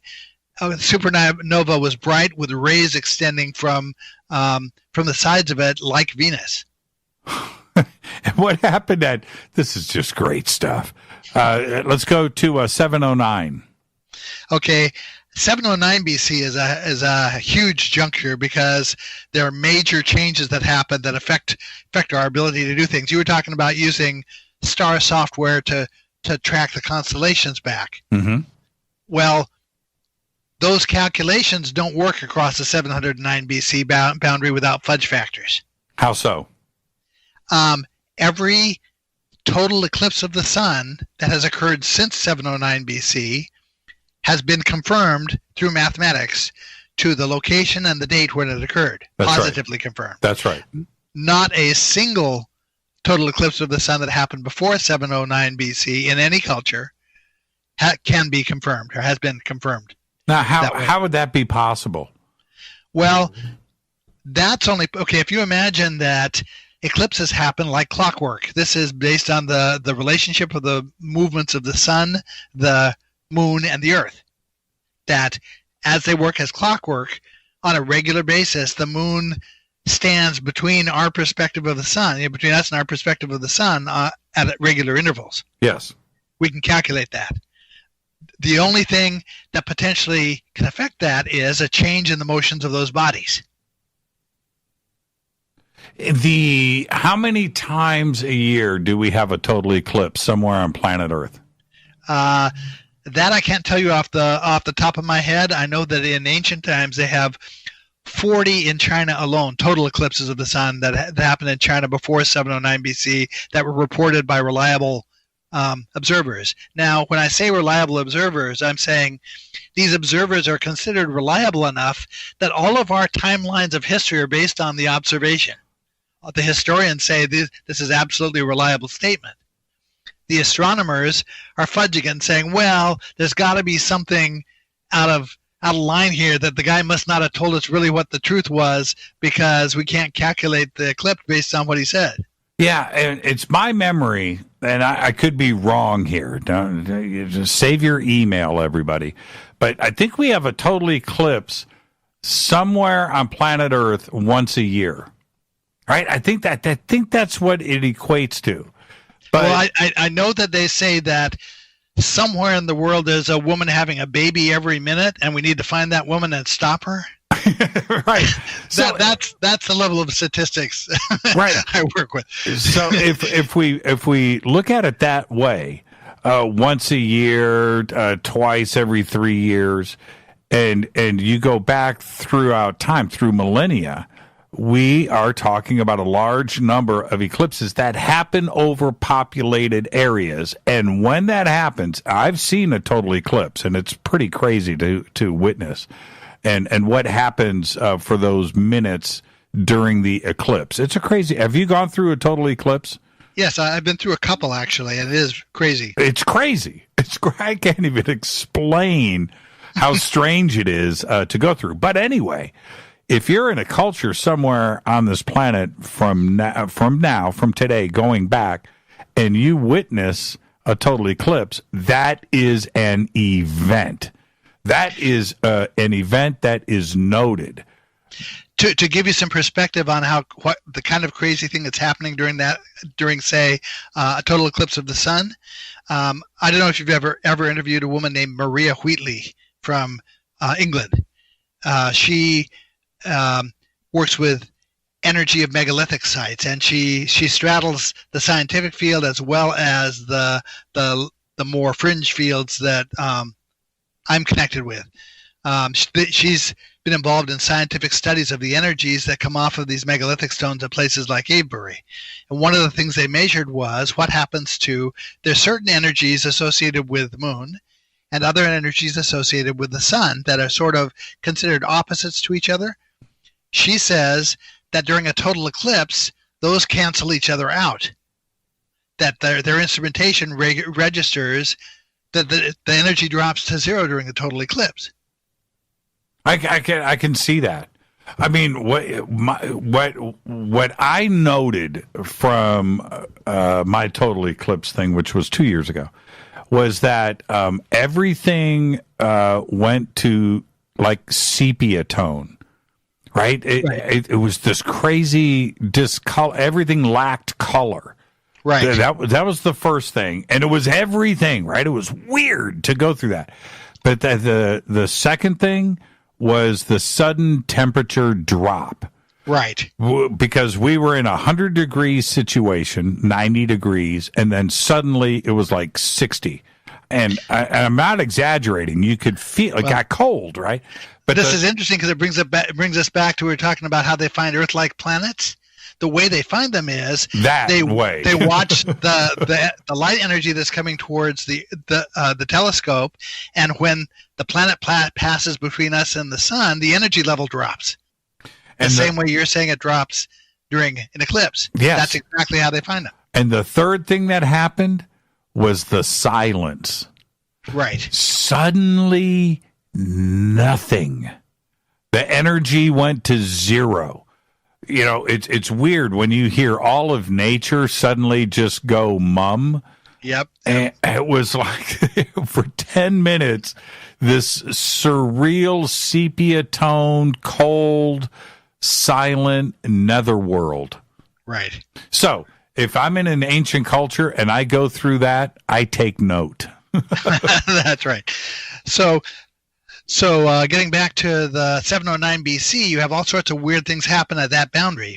First of all, we can no longer calculate those solar eclipses, which are our anchor points for astronomy. If we can't say definitively what date and what place a solar eclipse happened, we have no idea. We have no basis to make an argument where the stars were in relation to us. And you also lose calendar. You also lose dating. Right, that's right. What that means is that any researcher who's making an argument for alignments to the stars based on calculations of software prior to 709 BC, to a certain extent, is talking through their hat, because we have no definite knowledge of where the stars were in relation to us then. So how if all of this is the case, and I would say that the historical record is the historical record, and then we go back to Velikovsky, where now we have the cross-checking, right? Because that's what you need. You need data, and right. The data now supports this. Where does that leave his legacy? How accurate was he? Well, almost weekly, a new scientific discovery turns up or is announced that supports him. There was one this week. It was actually a scientific finding that repeats a study that came out. They didn't say it repeats it, but I know it repeats findings that were made by a Chinese group back in the early 2000s. The announcement was made that they've concluded that Jupiter was struck by a large body, and that explains why the core is half the size it should be and twice as hot as it should be. That's the kind of energetic event that Carl Sagan said would have had to have happened to birth Venus from Jupiter. That's one of the arguments he used against Velikovsky, was that, hey, you would have had to have large portions of Jupiter vaporized, and they would still be intensely hot today if that had happened. Now, do you think that there is an astrophysicist or an astronomer or a cosmologist that is going to be Robert Schockish, right? That is willing to put tenure and their reputation on the line and come out and say, hey, there may be something to Velikovsky, and we really need to go back and take another look, that Venus may only be 2,500 years old. No, that is professional suicide for an astronomer. It would be, wouldn't it? Yeah, and so I don't honestly believe there's going to be anybody who does that, even though the more closely you look at it, the more every single finding does that, supports Velikovsky, even to the point that these days, when they announce those new findings that could support him, they're usually announced hand in hand with a second announcement whose effect is to distance that first one from Velikovsky. And I'll give you an example. On the Velikovsky had said that when we got to Venus, we would discover that because it's young, its surface was very pristine compared to what we expect of a very old planet. It wouldn't have all the cratered, the pockmark crater impacts on it. Well, sure enough, we got to Venus, discovered it had a very pristine surface, and the astronomers said, well, clearly what happened here was that geology that we don't understand somehow globally resurfaced Venus in the last million years. Yeah. Plate tectonics. Right. And so my outlook is, right. You're really going to prefer relying on geology that we have no theoretical basis for over what Velikovsky said. Now, I know, I want the audience to know that Laird is with us live from New York. He's on the East Coast, but I'm not ready, Laird, to stop this conversation. So can I get you to hang on for a little overtime? Sure. Because when we come back, you spoke about TESS, and you just went to a conference and saw a presentation about TESS. And I want to talk about that and the recent discoveries that are going on, not only in our own Milky Way, but what is going on in our universe. Can you stay right there? Sure, absolutely. That's what I'm talking about, Laird Scranton. Hey, Laird, you should. I don't know if you're on Twitter right now, but you need to see everybody's reactions to this conversation. It is absolutely wonderful. Laird Scranton is our guest. Let's do some overtime. This is Fade to Black. I'm your host, Jimmy Church, on the Game Changer Network and KGRA, The Planet. Stay with us. We'll be right back.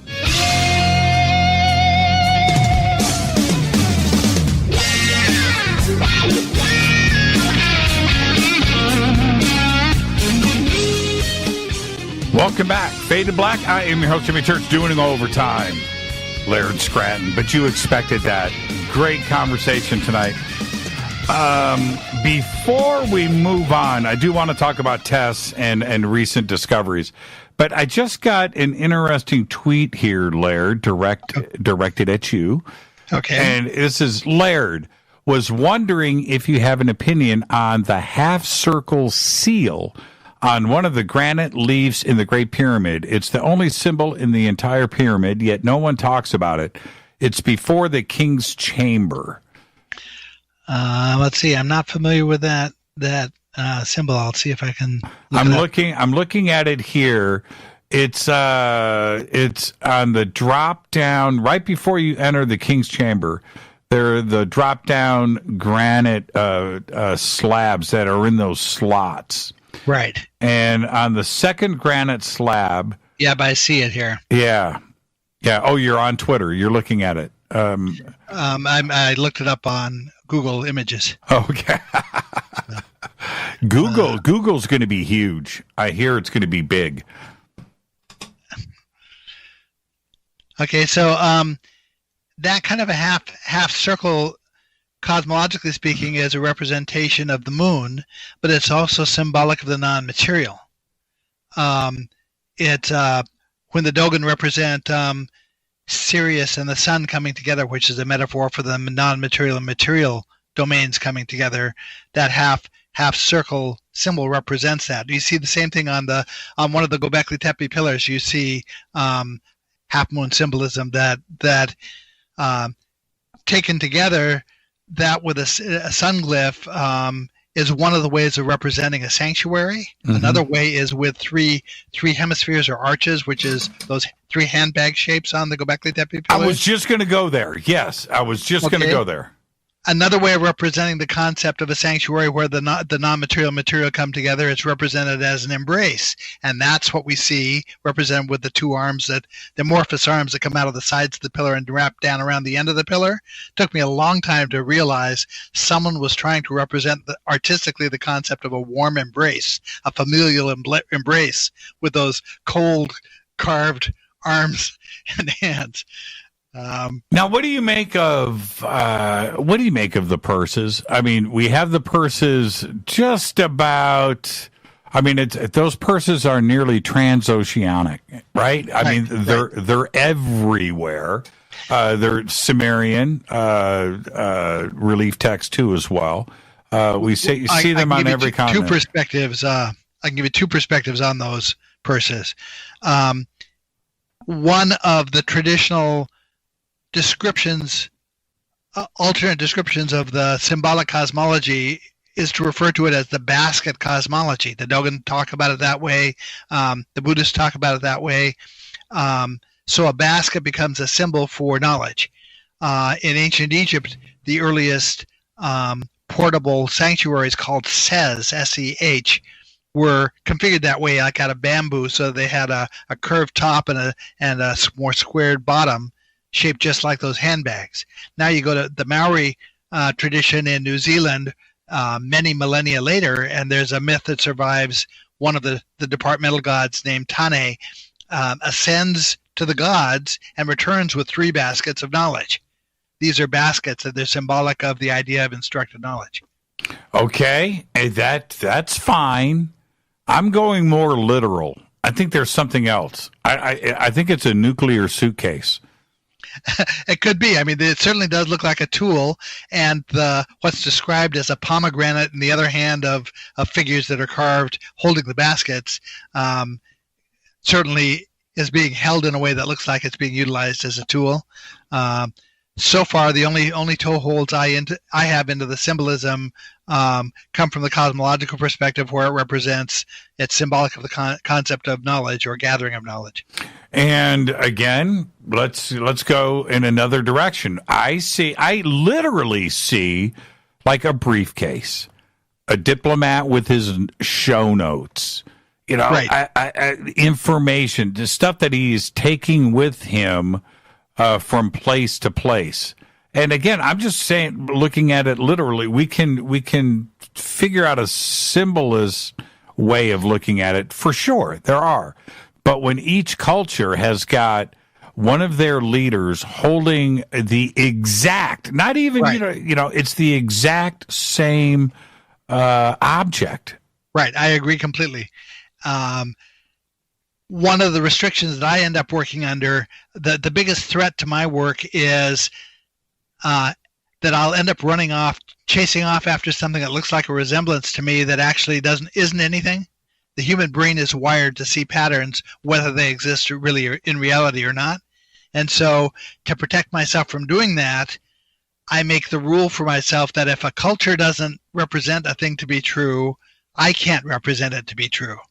And so I have to work from what each of the cultures I'm studying flatly states, and what they're representing these shapes as being is essentially baskets, or represented there. It's more essentially it's another way of representing the non-material and the material coming together, which again comes down to a concept of transmission of knowledge.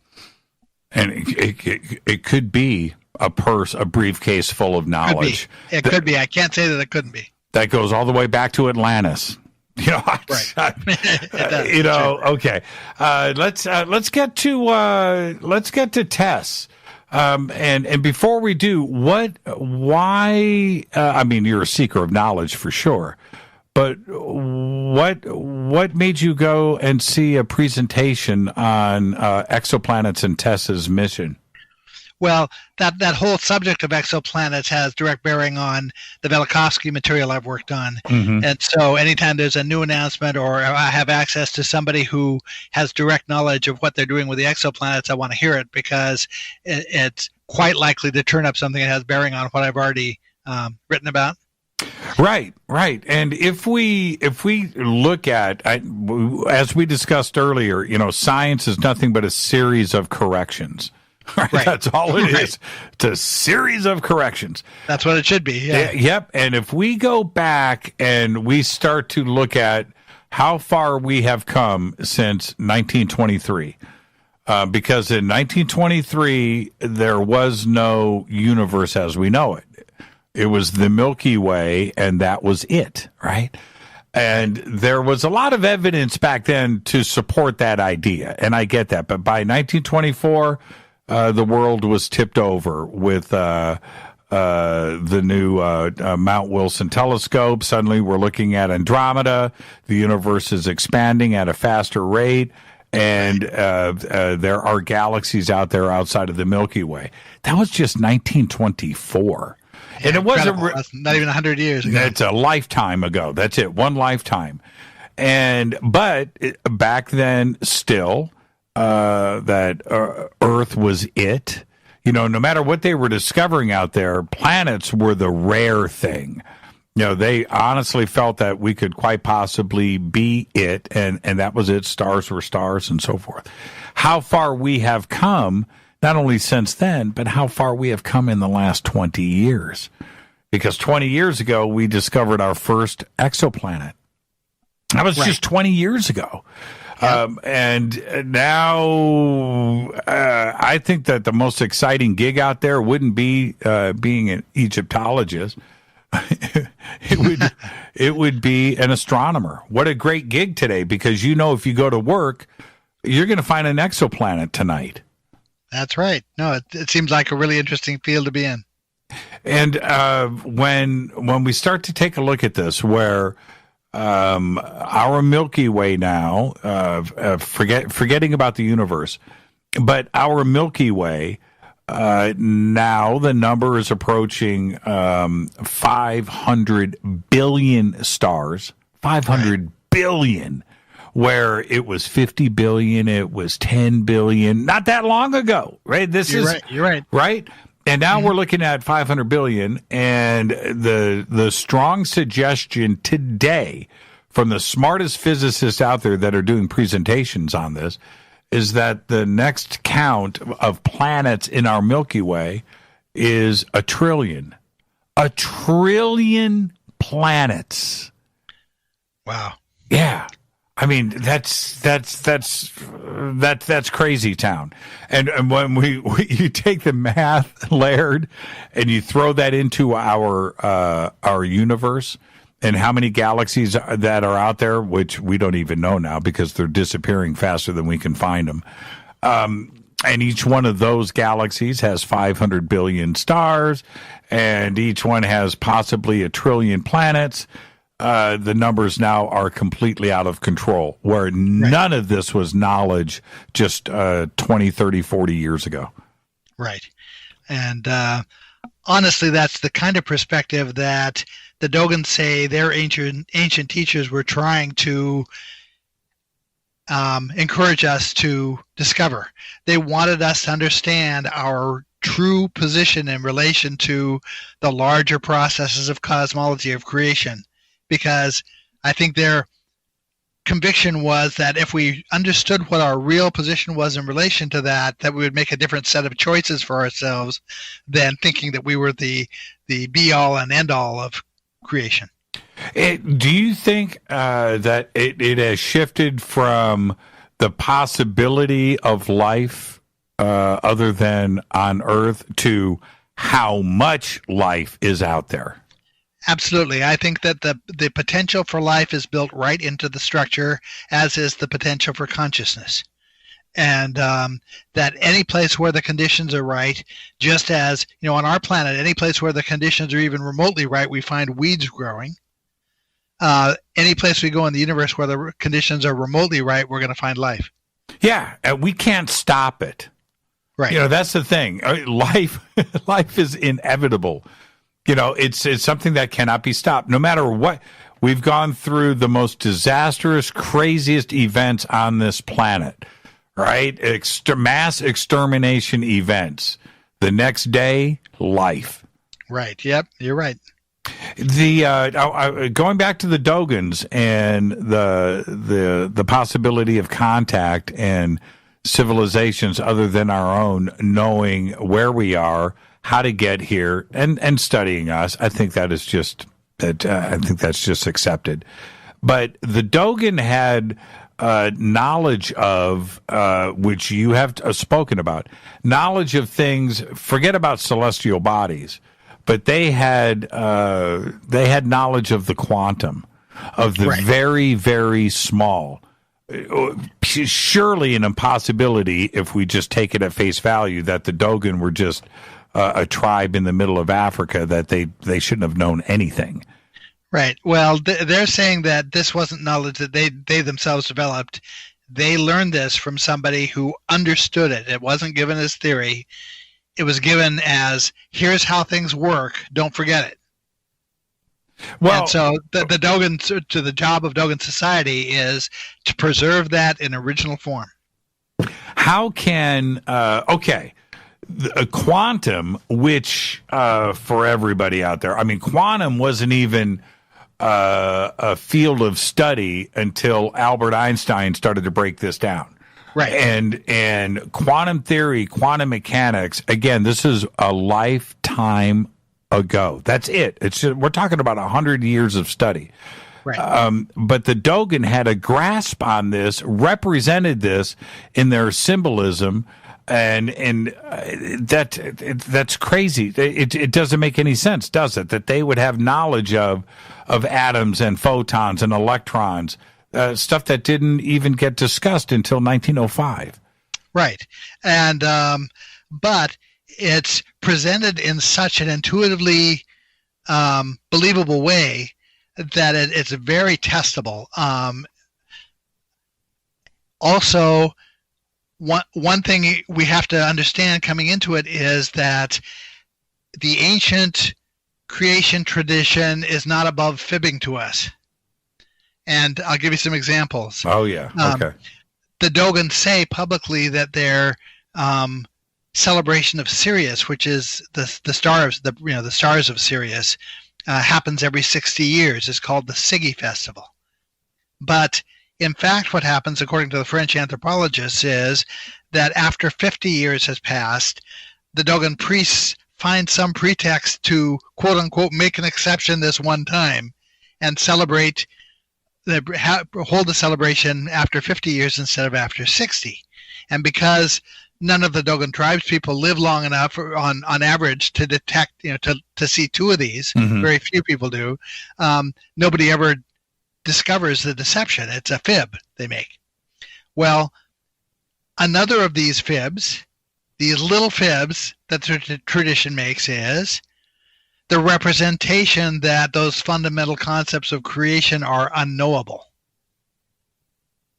This is what public Buddhism does. Public Buddhism, like every religion you've ever heard of, says, well, you're never going to understand this stuff because it's fundamentally unknowable. Humans can't grasp it.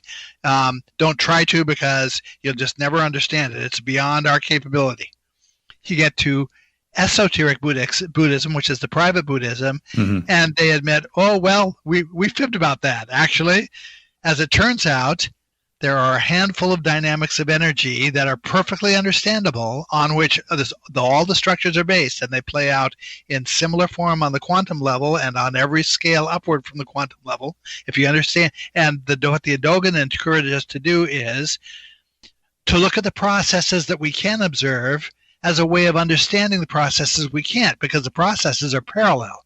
So if we understand what the relationship of the two Sirius stars are to each other, we understand what the relationship of the dynamics of two virtual particles is.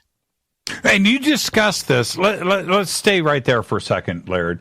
You had an amazing conversation with John Anthony West, and I can't remember what documentary or where this was presented, but you and John asked you about the best symbolism that you can present of the Dogon understanding the quantum.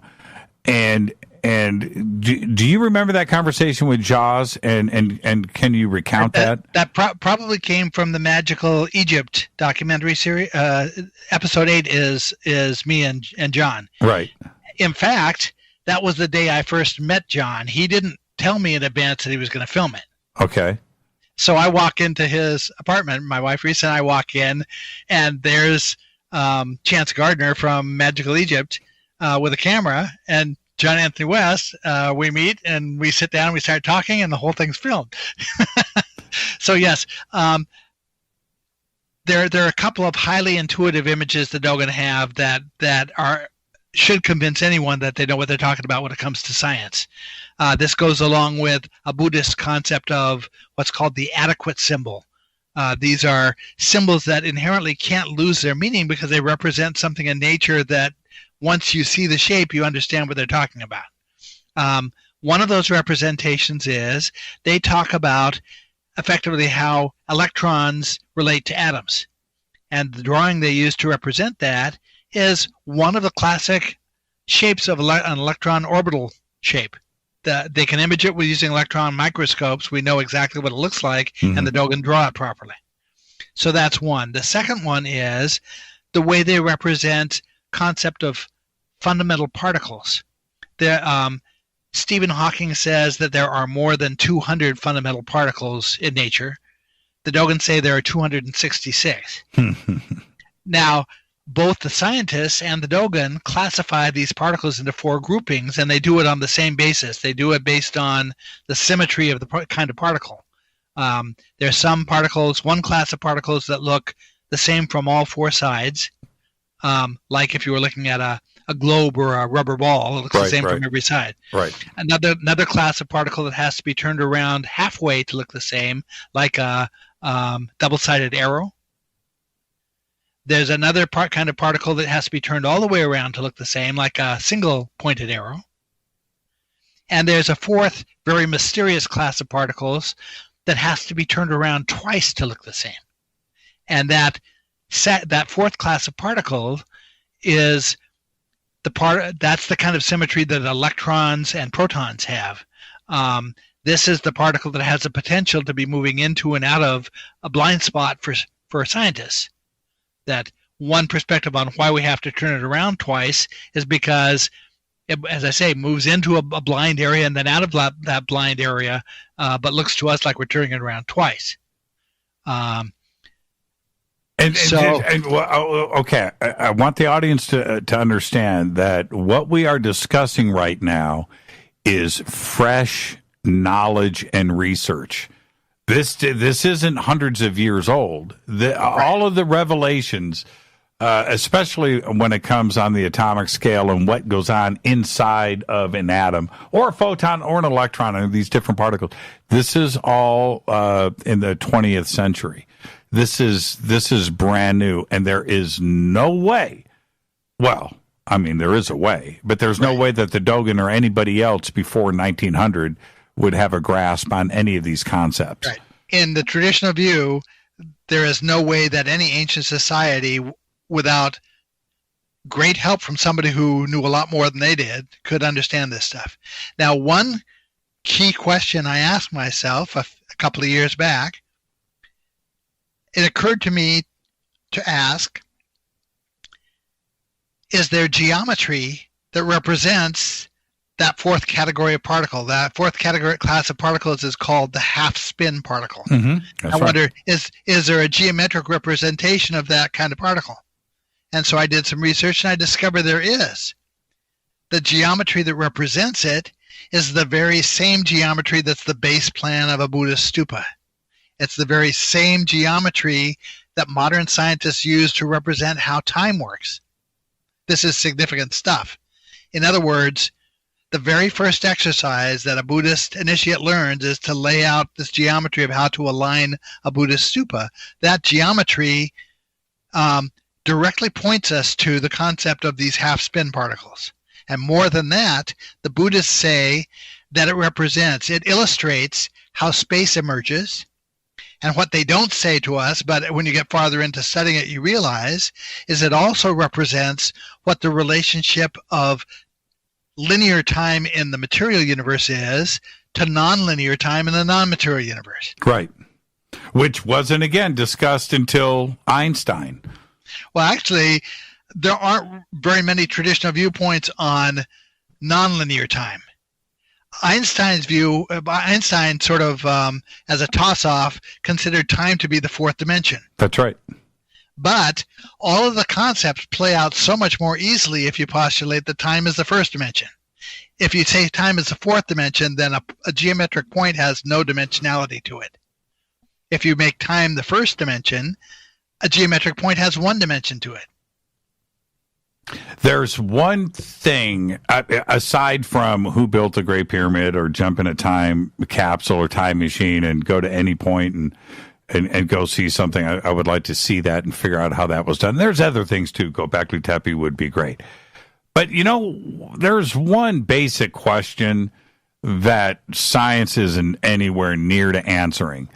And that's how a particle without a brain, without a conscience that we know of, right, how particles assemble to the point where you and I can have a discussion about those particles. Right. How consciousness emerges. How does that happen? Well, it's according to the Dogen, all of that is parallel to how material creation happens. Understand one, and you'll understand the other. Well, yeah.